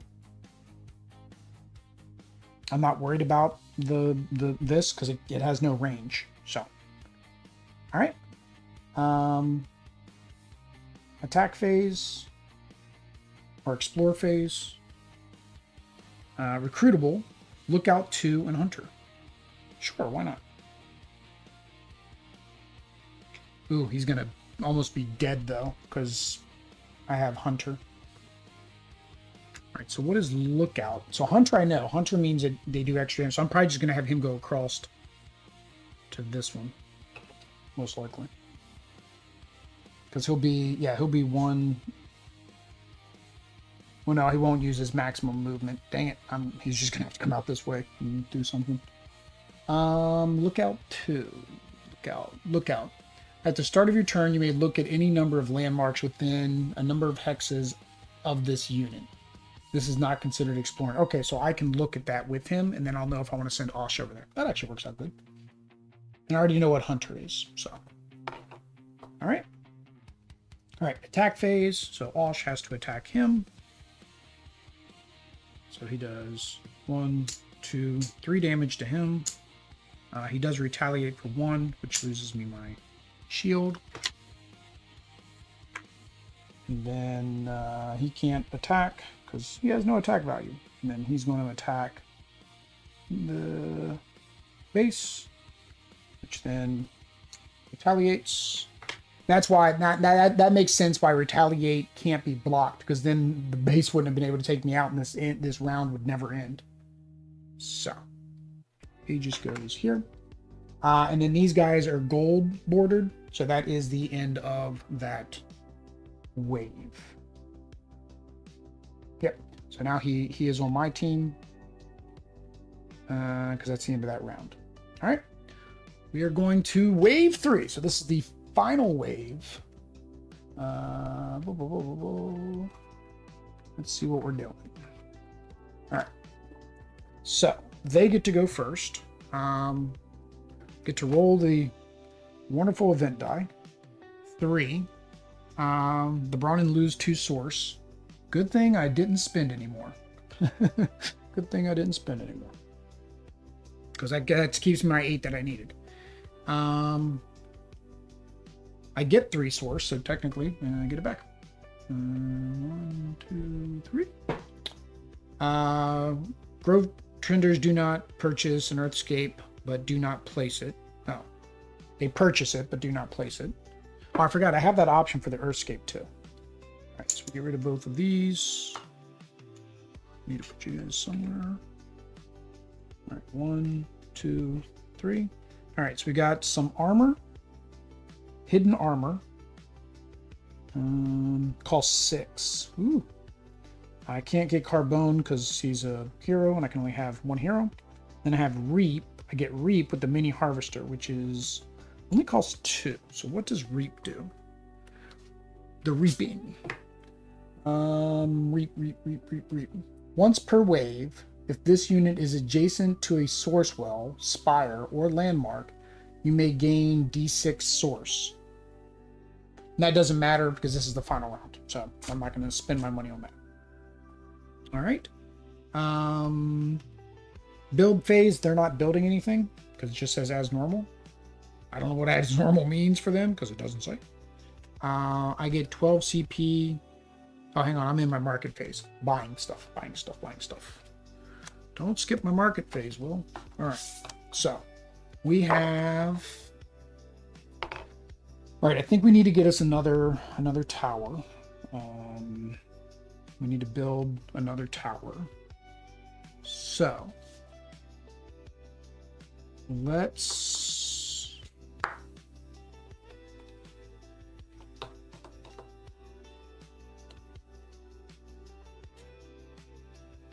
the Lance okay, I can't build the Lance launcher until I upgrade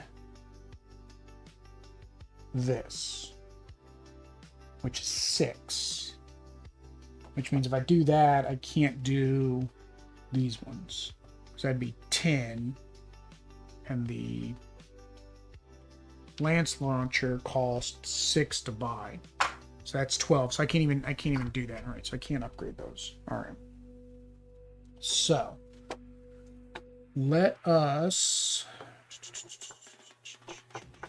We do want to put. I want to put another dispatch platform. So I get 1 attack and 1 ranged. We're gonna put it here.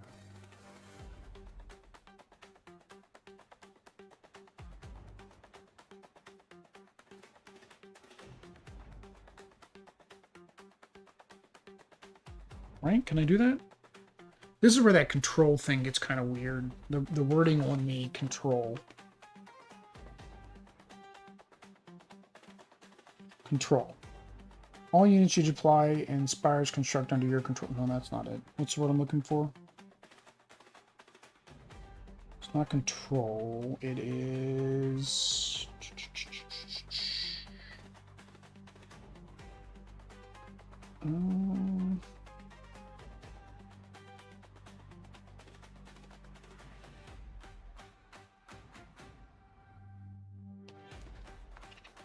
Oh, what is the word I'm looking for?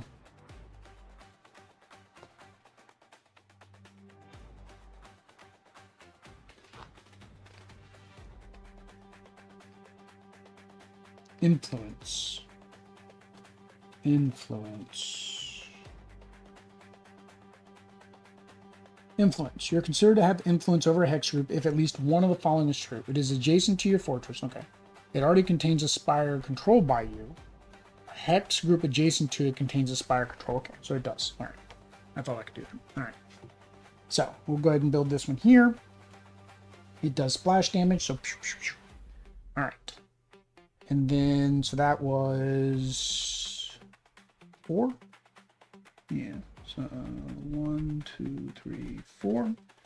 And then we're going to spend, well, I can't do both though. So I have 7 left. So I can get my construction yard. I think we're going to do that. Let's go ahead and do the construction yard.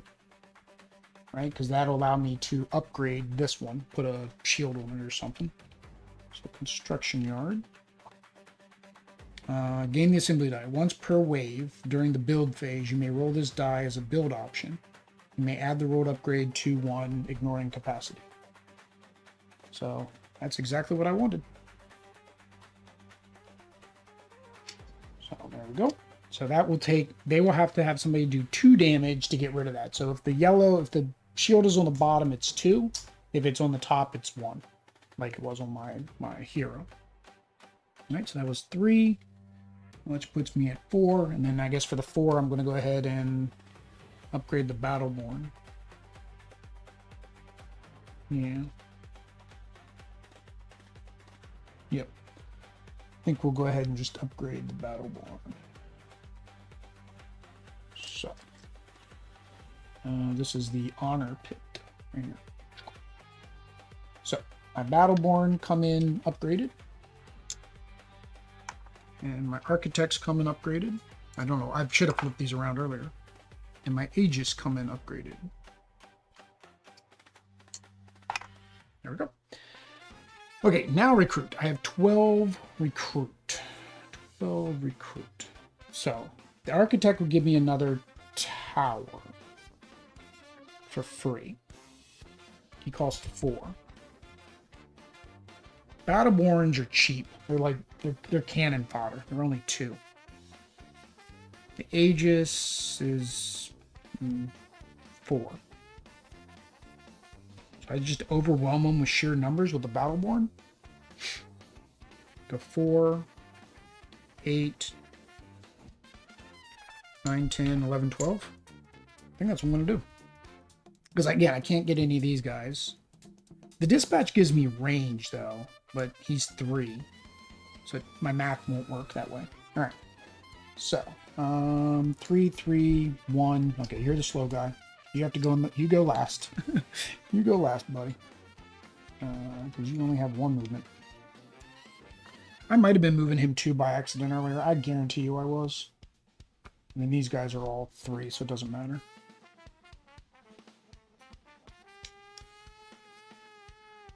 I think,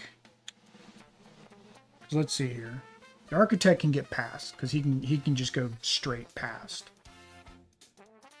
Arwish is going to get displaced. Oh, which is going to send him back in. Which protects him. He won't get damaged this final round.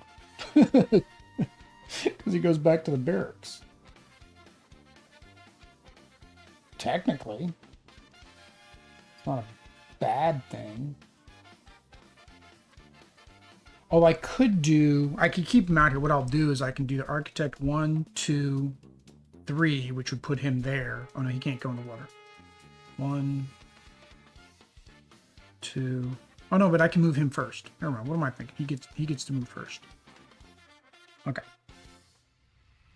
I'm thinking I want to stack the Battleborn, just to get so they don't block. So I think I'm going to stack them, and then my Architect is going to go up first. 1, 2, 3, 4. So now the thing is, that's only 2 range. Yeah, I like the splash, I think, more than the raise.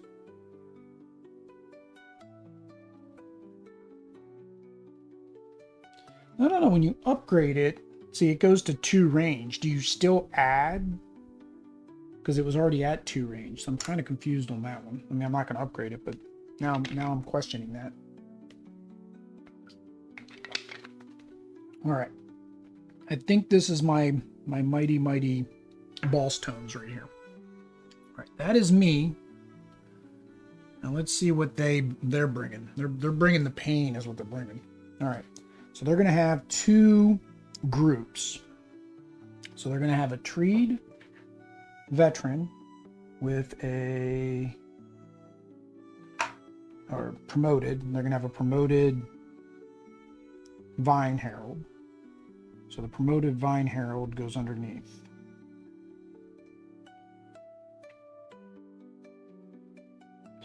Oh, I think I messed up that warbriar taproot. I think they were supposed to be combined earlier too. Holy cow. Wow, this is just a lot you got to remember.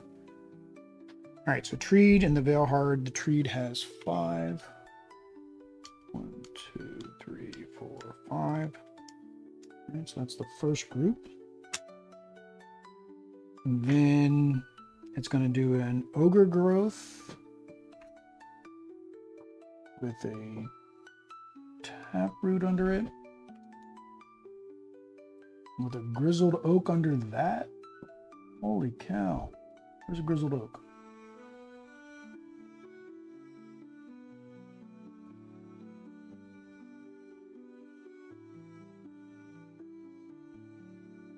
Oh, no, this is just this one. So it's an ogre growth with a taproot. Okay.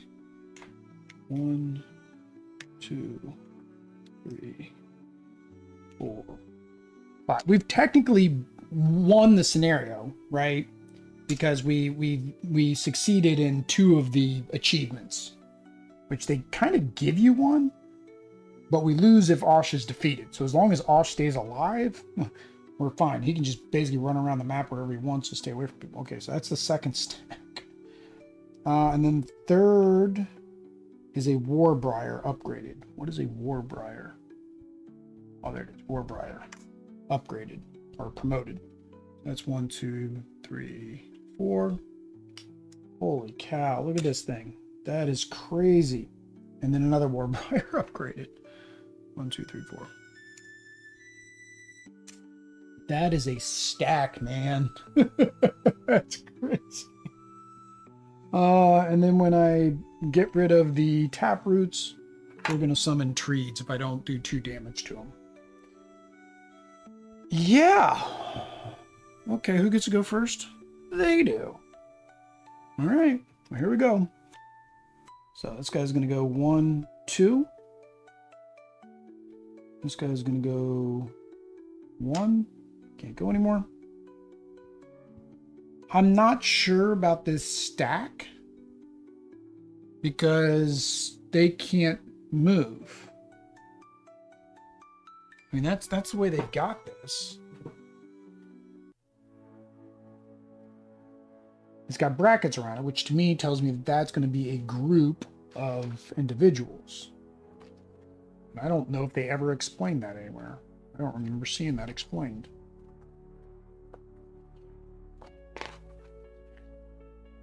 Set up, gather your chips, create the island.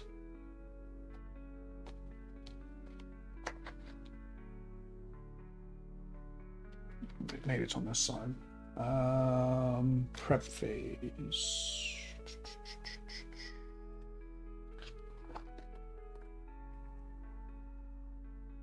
Event phase. Prep phase. Here we go. Determine the mark if you have multiple options. In the prep phase, determine your mark if you have multiple options, which you don't. Use the CP, prepare your units. Scenarios will usually provide a list of units placed in the AI deployment stack. List is from left to right, should be stacked from top to bottom, which is what I did. Units with an asterisk should be prepared and promoted. Units with a square bracket should be grouped together. The deployment stack should be placed on their fortress gate. Okay. So I guess that's intentional, so that way they're not all bum rushing me at the very beginning. So they basically stopped. These 2 Warbriars stopped them from coming out. Because, oh no, they can actually go 1. Just realized that they can go 1. Because that's further out than where they were and closer to my base. So then our wonderful friend the Treed goes 1, 2, 3.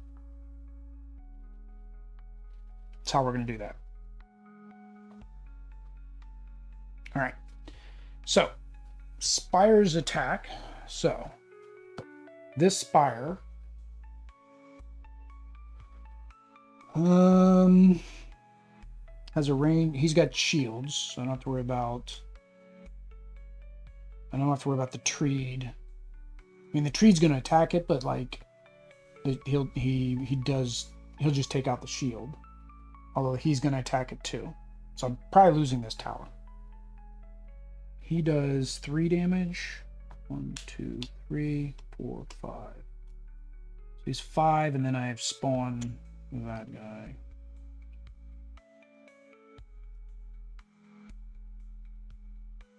And I think they immediately move. What book is that going to be in? What book is that going to be in? This one? Grouping? Bum, bum, bum. Bum, bum, bum, bum. Group. Act as one unit, using the stats and times topmost. A unit is formed during prep phase. Ungroup that are grouped. When the top unit is defeated, the next minion group becomes active and is given the health chips equal to its health stat. Extra damage dealt to the top group does not carry to the next unit, and the next unit does not retaliate on behalf of the defeated unit. When a new unit group is revealed, it continues from the same point on the turn as the previous unit. For example, if they were already attacked before being defeated, the new unit in the group may not attack the same turn. Okay. So it's just wherever you were, whatever was going on. So if I were to defeat them during the attack phase, during the Spire phase, then that other one would still get a chance to attack. By not defeating him during the Spire phase, then I have an opportunity to not have them attack. As it would be. He's going to keep making this thing bigger. Or no, I have no more.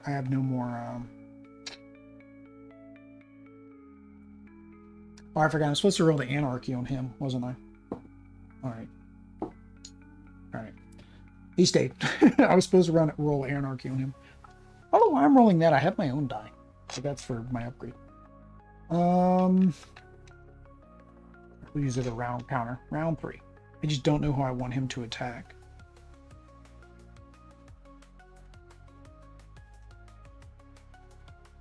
He has a range to. He could go after this guy. Let's try to take him down a little bit. So we'll take him off. All right, and then this one does 3 damage. 1, 2, 3 to that one.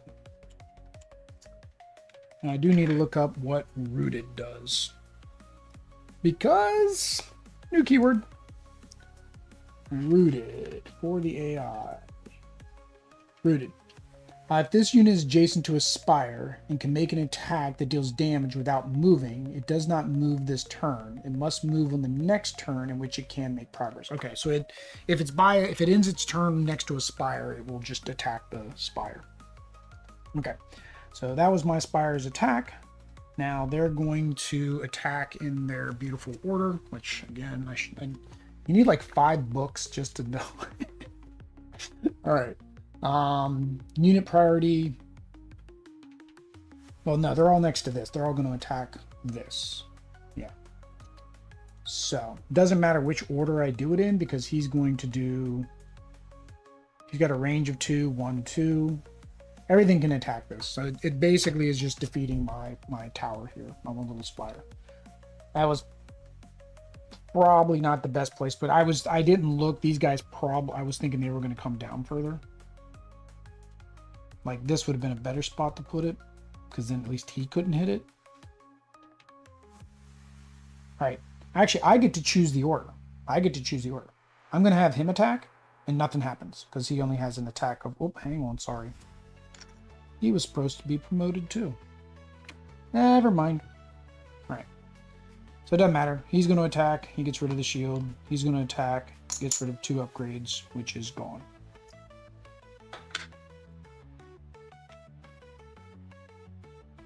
So, didn't even need to worry about that.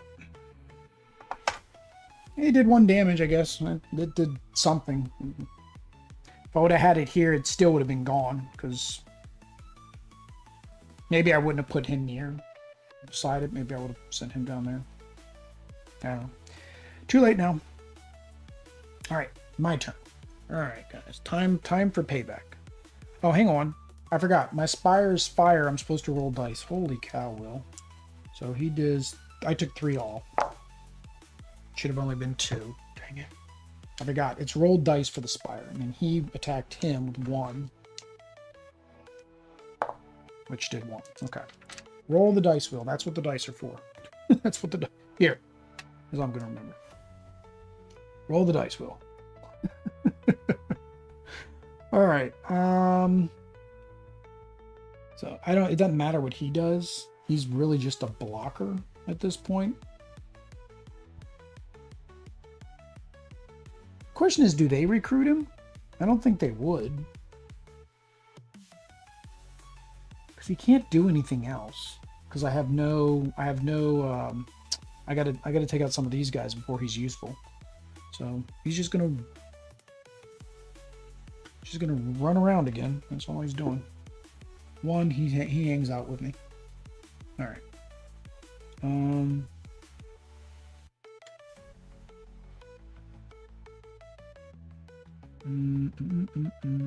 I wanted to see what was under there, didn't I? So I'm going to use his ability to see what's under here. Engage and foreboding. What is foreboding?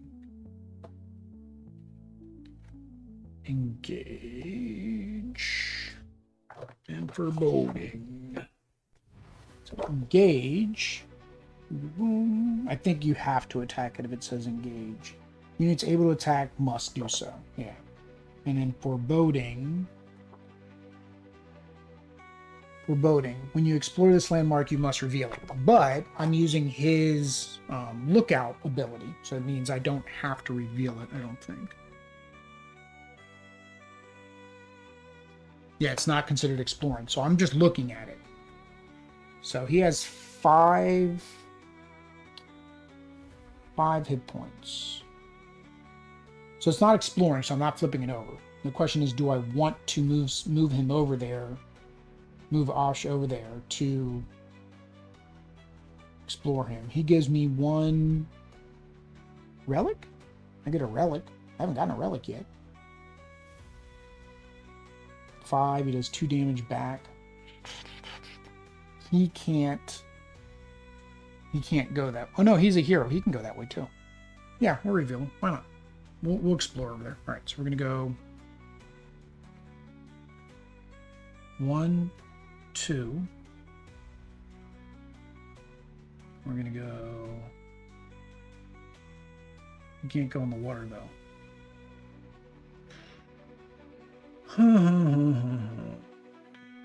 You'd have to wait a turn. Oh, that's something. Oh, it's on the chip. It's like birds. He can't go over there. He's going to stay put. He's going to stay put. And then... Oh, no, hang on. I didn't want him to... If I have him go that way, then they can't get through. So we're going to go 1, 2. All right. My builder's got to get over here so he can build. What does he got? 3? 1, 2, 3. He's not going to get far enough. Dang it.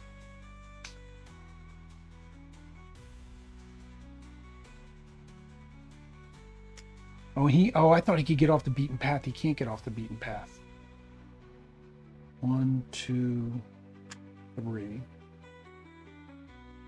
1, 2. 1. That wasn't a very good turn. All right, well, we're going to upgrade this bad boy then. We're going to add shields to it. Just it buys me an attack is all it does. All right, their turn. So he's going to go 1, 2. He's going to go 1, 2. He's going to go 1, 2. He's going to go 3. 1, 2, 3. All right. Spire's fire, which unfortunately means that if I get all 3 hits, which I kind of don't want to do, if I get all 3 hits, he was here, right? 1, 2, 3. I could go here. If I get all 3 hits, he doesn't attack either of my guys. If I don't get all 3 hits, the thing is, no matter what, my guys would retaliate, and it's going to happen anyways. So no matter what, that other guy's going to pop out. All right. Oh wow! So if I don't get any hits, I got 0. No hits with my Spire. Yeah. Actually, he just needs to get closer, right? 1, 2, 3. Yeah, I was thinking if he had 4, he would have ended up there, which means he wouldn't attack anybody. All right, attack. They can't attack. He's going to attack one that he can kill. So 1, 2, 3, 4. 1, 2, 3. So he's going to attack the Battleborn. So he's going to do 2 damage to the Battleborn, and the Battleborn is going to retaliate for 2. That's actually not too bad, because it means that they didn't respawn this turn. Better than I thought. Oh, no, wait a minute. He goes after a hero first, right? They go after heroes first. No, a hero it can defeat, a minion it can defeat. It couldn't defeat either. A player's hero that it can damage. So, scratch that. Scratch that. Put those 2 back on. Put his 2 back on. He's gonna attack the. Oh no, that's a minion. That's not a. I was right. I thought that was my other architect. I thought that was a hero. So yeah, we're good. We were good. We were good before. Stop overthinking it, Will. All right. That's all they can do, because he's range 2. 1, 2. Oh no, he's rooted. Who's the range 2 guy? I thought he was range 2. No. Why was I thinking he was range 2 back here for some reason? He's not range 2. The guy underneath of him is range 2, the taproot. Alright, my turn. Okay. These guys can't go anywhere until the architect moves. So, the architect, I mean, he's got like no attack. Like he could get rid of this guy. I think that's what we're gonna do. I think the architect. Oh, but he has to move his max. 1, 2.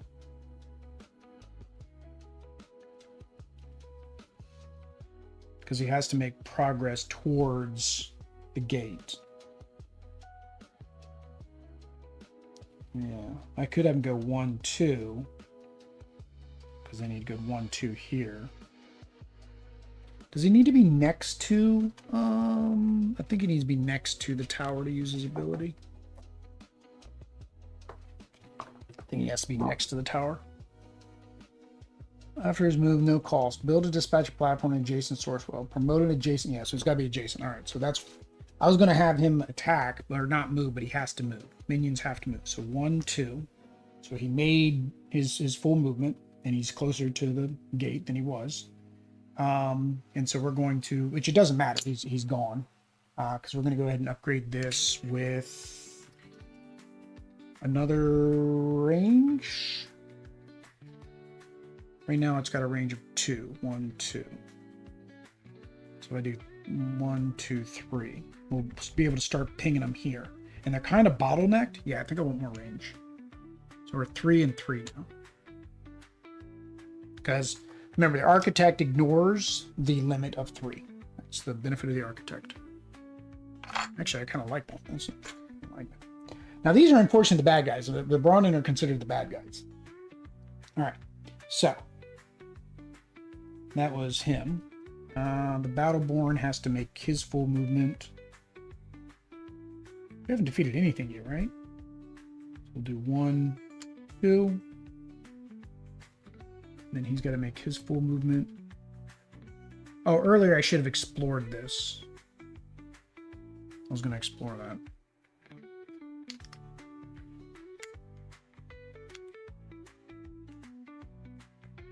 I was going to explore that when he moved over there, and he would have actually attacked, so that would have actually done 3 damage to that. It would have retaliated for 2. All right. We're not going to move, which will allow him to heal. Let's put that over so we remember. Aegis moves 1. And then he moves 1. All right. Yeah, that's where everybody is. So now we're going to attack. He's going to attack here. He is a hunter, so that means he gets extra damage. That gives us... Oh, I got to move. I'm not going to move him because I don't want to roll the dice right now. That gives us 1 relic. Ammunition surplus, single use. After one of your spires attacks, it may make 2 more attacks. It may target the same. Ooh, yeah, because they're going to come around this corner. Thank you, Beastie. You're my buddy. You're my buddy. All right. So, and then that killed him. So of course there's no retaliation. All right. And the Aegis. Who's going to attack him? It doesn't matter because it's gonna kill him. I do have another Battleborn under there, so that's one thing. Maybe it looks like I don't have a lot of guys. I've actually got another guy under there. So, well, it doesn't matter. Both of them can take it out. So they're going to take out the Treed. All right, and then the Vineyard comes out. 1, 2, 3, 4. So I'm going to say he was the one that attacked. Or no, yeah, I'm going to say he's the one that attacked. Because he's going to retaliate. So Battleborn will go ahead and attack him for 2. What's capture? I didn't notice that live. That's a new ability. He didn't have that last time. That's what his promotion side has. Capture. Burrow? Capture. After this unit defeats an opposing faction minion, place that minion beside this faction's fortress. When the minion's controlling faction damages this faction's fortress gate, return the minion to its barracks. That faction can have a maximum of 3 minions captured from each faction at a time. That doesn't seem like that affects me right now. Okay, so yeah, when he takes out the Battleborn, he gets captured. That's fine. Alright, so yeah, so I attacked him for 2, he attacks for 1, which captures the Battleborn. And then we get our new Battleborn. And our new Battleborn is going to attack for 2, 1, 2, which gives us 1 source. I need 2 source. We have 2 source from Architect here. Boom. All right.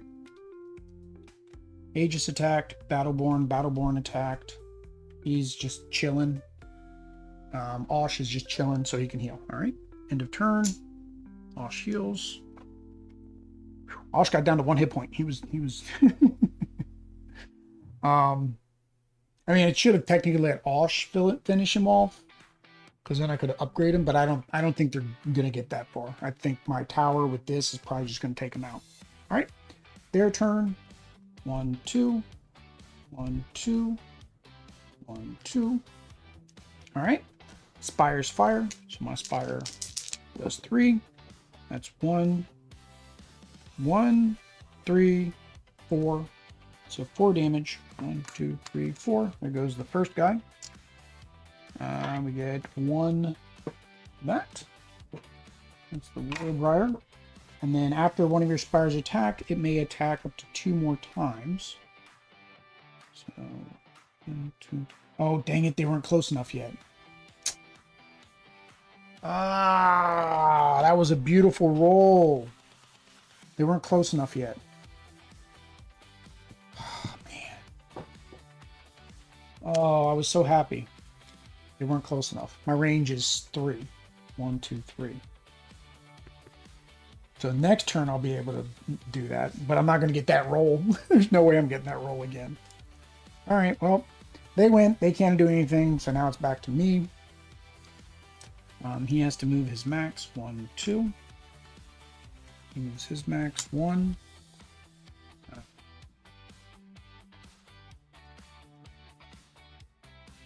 1. Oh, I gotta take back that source that I got, which means I also can't use my architect again.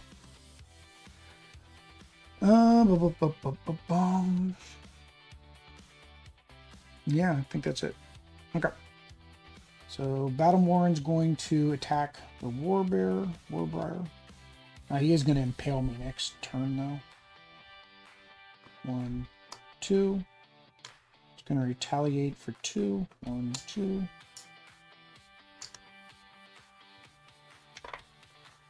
Alright. And then the Aegis is just kind of chilling in the back.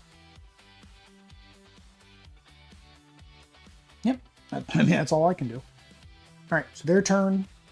Oh, that wasn't... And the Battleborn's blocking them. It's going to take a whole nother turn. Alright, so he's going to attack the Battleborn. Actually, he's impaling the Battleborn. He's not even attacking him. That's the end of that turn. So back to me. Move 1. Move 1. Back to them. 1, 2. 1, 2. 1, 2. Spire's attack. Alright. So. 1, 2, 3. Let's go after the guy in the back because he has more hit points. Because when he attacks the Aegis will do 2 damage and take him out. So we're going to go after this guy. 1. All right, now we're using our card. We get to attack 2 more times. So we'll keep trying to go after that first guy, I guess. 1, 2, 3. So that is enough to take him out. That does give us our other source, Warbriar. And then I can do 2 more times. That was 1, 2. So the second time. Is he in range? 1, 2, 3, 4. See, that's why I wanted to get him to add another range. It was what I was trying to, but I had no source to do it. I forgot that the beastie over there, he didn't give me source. He gave me that relic. Which again, the relic's coming in handy. That's fine. I guess we'll go after. We'll go after him then. What else are we gonna do? Yep, that definitely took him out. All right. Put that at the bottom. All right. They're going to attack. He can't attack because he's way over here. So back to me. 1, 2. We're going to spin that to source. He's gonna be in range because he's going to go 1. Actually, he's going to go 1, which is still in range. 1, 2, 3. So we're going to add another attack. Got to roll the dice on that guy. 1. He's still alive. He's hanging in there. He's just bleeding out profusely, but he's hanging in there. All right, so we're going to go 1. 1. All right. Can't attack, because we don't have ranged. I might have to bring Alshan or just let the base take him out. I think the base wound up taking him out. 1. He can't go 2 because I'm blocking him. Spire's attack for 4. Come on, big numbers. 2, 3, 4. 1, 2, 3, 4. He is gone. And then the taproot comes out with 1. Was the taproot supposed to be upgraded? Or was he supposed to be not? Because his upgraded side does not have summon. So I feel like that isn't what they would want him to come out as. Because otherwise, why give me a summon option? Treed. No, it should have been regular taproot. Okay, that's what I figured. Alright, so the Ogre Briar is 3.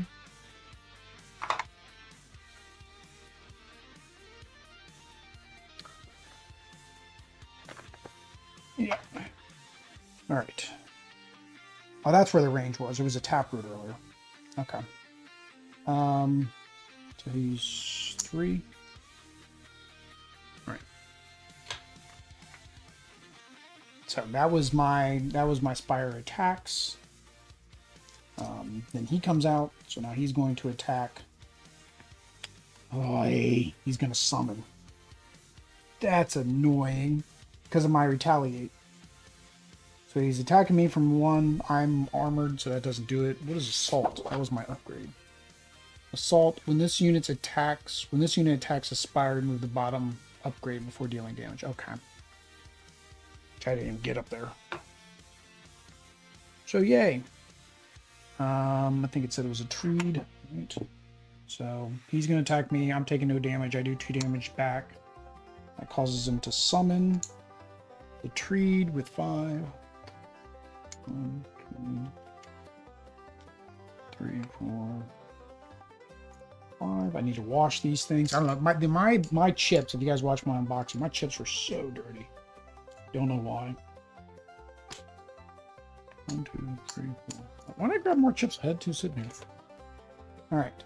Unfortunately, he got summoned during this turn, so that means then we're still in their attack phase, so he actually gets to attack.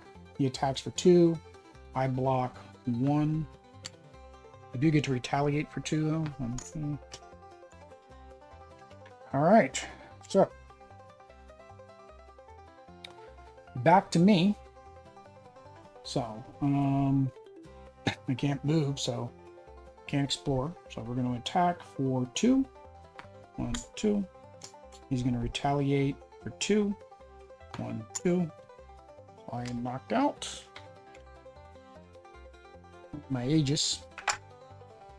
Alright. He can't do anything because he has no range, and he's just chilling. Although I didn't move him. I should have moved him so I could upgrade my tower again. So let's move him again. Roll the dice to make sure he didn't die. He didn't die. We're going to spend our 2 source to add another attack die. I don't know. Kind of at a loss right now. I'm like, what do I keep adding to this thing? This guy's been like amazing. Like, this tower is crazy now because of him. Because it's just 2. There was no repercussions like the regular guys. He's just running around in circles, improving that.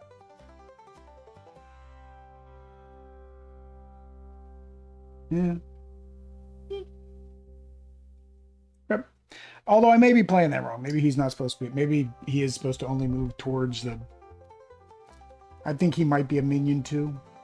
I don't know. I don't know about these 2 guys. Like, I don't know if they count as minions or not.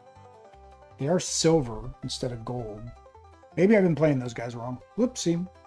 I don't know. Don't know. Alright. Bad guy's turn. He's going to go as far as he can. Oh, he can go through terrain now. He's going to go 1, 2.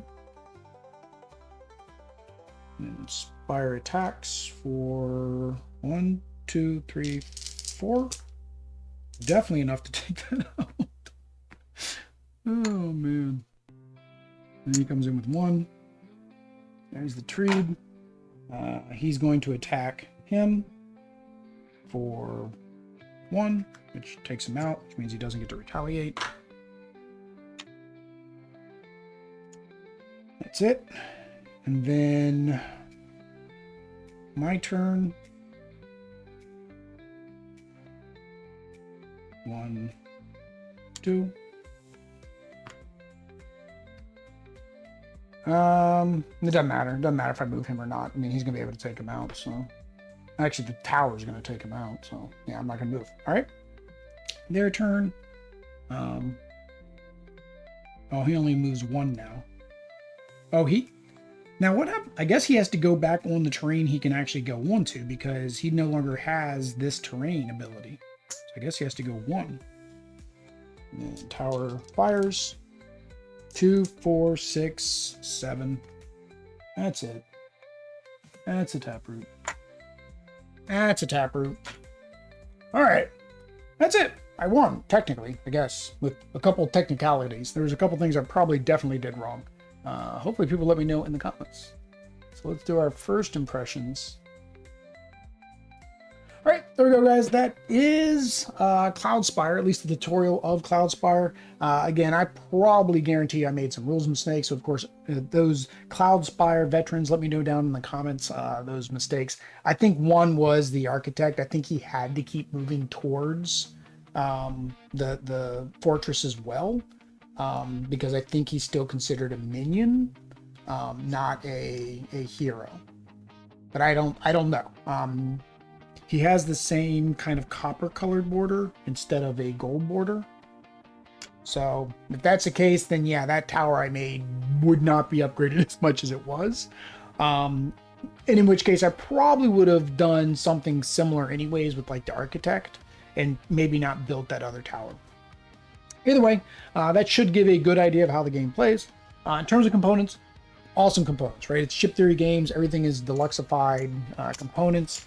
So therefore it's really nice. The new dials, I can see why everybody was kind of complaining about the old ones. This is just high enough where you can twist it. The rule books are pretty easy to follow. It does have that unfortunateness that there's lots of keywords. So there's lots of books, and you're going to be flipping through them and doing that until you can learn all the keywords in all the books. So if it's not a lifestyle game, that's going to take a long time. The tutorials are nice, but I feel like they're incomplete. For me, I feel like they should have, because I even read through the regular verses tutorial a little bit to kind of see if it gave more. And there was just some things that's not covered because you're not going to have the ability to do that stuff until later rounds. So for example, upgrading your fortress and whatnot. So because it doesn't walk you through that, you're kind of like, well, and then it didn't give an example of doing one of the, I forget what they call them, like the little forced upgrades that you can do during your conquering phase. So some of these things, they retaliate, right, with the towers, because the original tutorial did not have a tower. You didn't get to read that it shouldn't retaliate, right? And because by the time the tower attacked me, I wasn't close enough to attack it yet. So it didn't tell you about retaliate. So, I mean, those are minor quibbles. Otherwise, I mean, everything else is great. I mean, the rule books, the way they've got them, are good. They're well laid out. Lots of definitions and things like that, right? And this, because it is a second edition, so all that bad stuff, I guess, from first edition they've cleaned up. So like what they've got here, other people could learn from. There are table of contents, there's glossaries, there's all the stuff you want. There's player aids, but unfortunately they are in the same book you're using, so it's kind of both ways there. The mechanics, I like the mechanics. I like what it's doing. I like how you have to plan everything out. I think the AI does work well, right? The way that they've programmed it, they know how it's supposed to act, they know how players work, and they give it a clear goal. I like the ability to be able to upgrade my fortress, gives me more things that I can do. I like the upgrading of the towers, the characters, right? If you get the heroes. This one I only got to play with one hero, so it's going to be fun when I can have multiple heroes and upgrade all of them. Yeah, I think every piece of the mechanics that's in this is fun and interesting. It's a puzzle to be solved, right? It is difficult. Like I said, I think I cheated. I probably would have lost, but I don't think I would have lost Olish, right? Because Olish, I was going to actually have him get bumped back into the fortress, because then he couldn't take any more damage. He couldn't die. I'd still win the scenario technically. That wasn't. It just said he couldn't die. So it didn't say he couldn't go back to the barracks. That's actually, I guess, a viable way to beat the tutorial. But no, I like everything about the mechanics. Difficulty, like I said, the game is difficult. It's ranked as a 4, I believe. David was talking about it earlier in the chat. And it's because there's just a lot going on. He said the whole thing, there's so much procedures to follow for the AI and for the bot. There's so much procedure to follow for even in a versus game, right? Because not only do you need to know what your characters can do, you need to know what your opponent's characters can do. And now there's so many different factions. That's a lot of stuff to remember and a lot of keywords to remember and a lot of intricacies and rules that you have to piece together. I watched Rob's Gaming Table when he did the tutorial, and there were many times where in his stream, and this reason his stream's like 6+ hours, is they were debating over rules that are clearly written in the rule book, but either somebody misinterpreted or just completely missed, right? And then people start playing it wrong, and then other people play it wrong, and you're playing in tournaments and maybe they're not following the rules either. So it's there's a lot to it, but that's nothing unusual for a chip theory game. So if you know what a chip theory game is, you know what you're getting into. I didn't find it too difficult. I think it was scarier going into it until I started playing the tutorial. And I think that's maybe another thing with the difficulty. That original difficulty is based on the tutorial not being in the book and all the people originally rating it, right? People now with the tutorial might be rating it closer to a 3.5. I don't know. I mean, that's probably what I'll rate it, is maybe like a 3.5, which I don't think you could do half, so I'll probably put it at a 3. Because I don't think it was a 4. I don't think it was that hard once I went through the tutorial and watched a couple, how to play videos. Fun at 2, well, we did not play the 2-player version. There are co-op scenarios, so you can play this at 2. Basically, it's 2 of you against 2 AIs. That does mean there's going to be more upkeep. That does mean there's going to be more time, more length, and more everything. I thought it was doing good when I got through the tutorial that they gave me in like 30 minutes. And then once I had to like dig in, it took more time. So I'd imagine a 2-player game with the scenario, at least my other player, I know Audrey, is not going to sit through that, is not going to enjoy that. So as a 2-player game, I would have to probably play 2-handed solo. And if we want to talk about brain burning, yeah. I would only do that if I actually got the hardcovers, because then I would get the full story. Because otherwise it's just bits, right? It's just, I didn't even read well, there is no text for the tutorial, but fun solo. I think it's an excellent solo game. It is a puzzle you're trying to solve, you're trying to figure out. I don't want to play this 2-player versus. I would only play it co-op, or like I did here, as solo against the AI. I had fun. I had a blast. I was enjoying myself. I rolled the big hits and misses, and like the one time I rolled 3 misses, I was still having fun. Rolled all the misses and realized, oh, he wasn't enraged. Still having fun, right? So even if I wouldn't have cheated and was been losing, I've been like struggling, but it's like it doesn't seem like an unwinnable loss, right? It doesn't seem like there was something I could have done or couldn't have done to have prevented all of it. It's like, it's just, that's the way it is. And it gives you a couple different win scenarios and a single loss scenario. So as long as you don't get that loss scenario, you're fine. And I like that too. I like that it gives you those options, so that way you're not pigeonholed in, and each scenario is going to play completely different. So last thing is the theme. I don't know much about this world because, again, I've not done the campaigns. I've not read through it. And from a glance, from an overview of the theme, I like it. I get what it is. I like that there's different factions and they all play differently and have different thematic touches that make them, right? The woodland guys, right? They're spawning more guys through their summoning, and they've got roots where they can tie things down and attack and different things like that, right? My guys are like builders, they're giants. They're like giant dwarves. I thought they were dwarves, but they're actually giants. And they're building and they're manufacturing, so it's got a lot of thematic ties in there. So I do feel like there is theme there. I feel like if I get the hardcovers and the books, or at least when I'm reading through the campaign, it's going to add more theme, and it's just going to be that much richer in the gameplay, and it'll feel more immersive. So either way, guys, that is the end of that ramble. That's the end of me blabbling on. I mean, it's 11:30 my time right now, so I'm going to end this stream. But if you want to watch more Cloudspire, some of the new factions, or some of the other things, make sure you let me know down in the comments. Make sure you give it a thumbs up. That way I know you guys like this video and want to see more.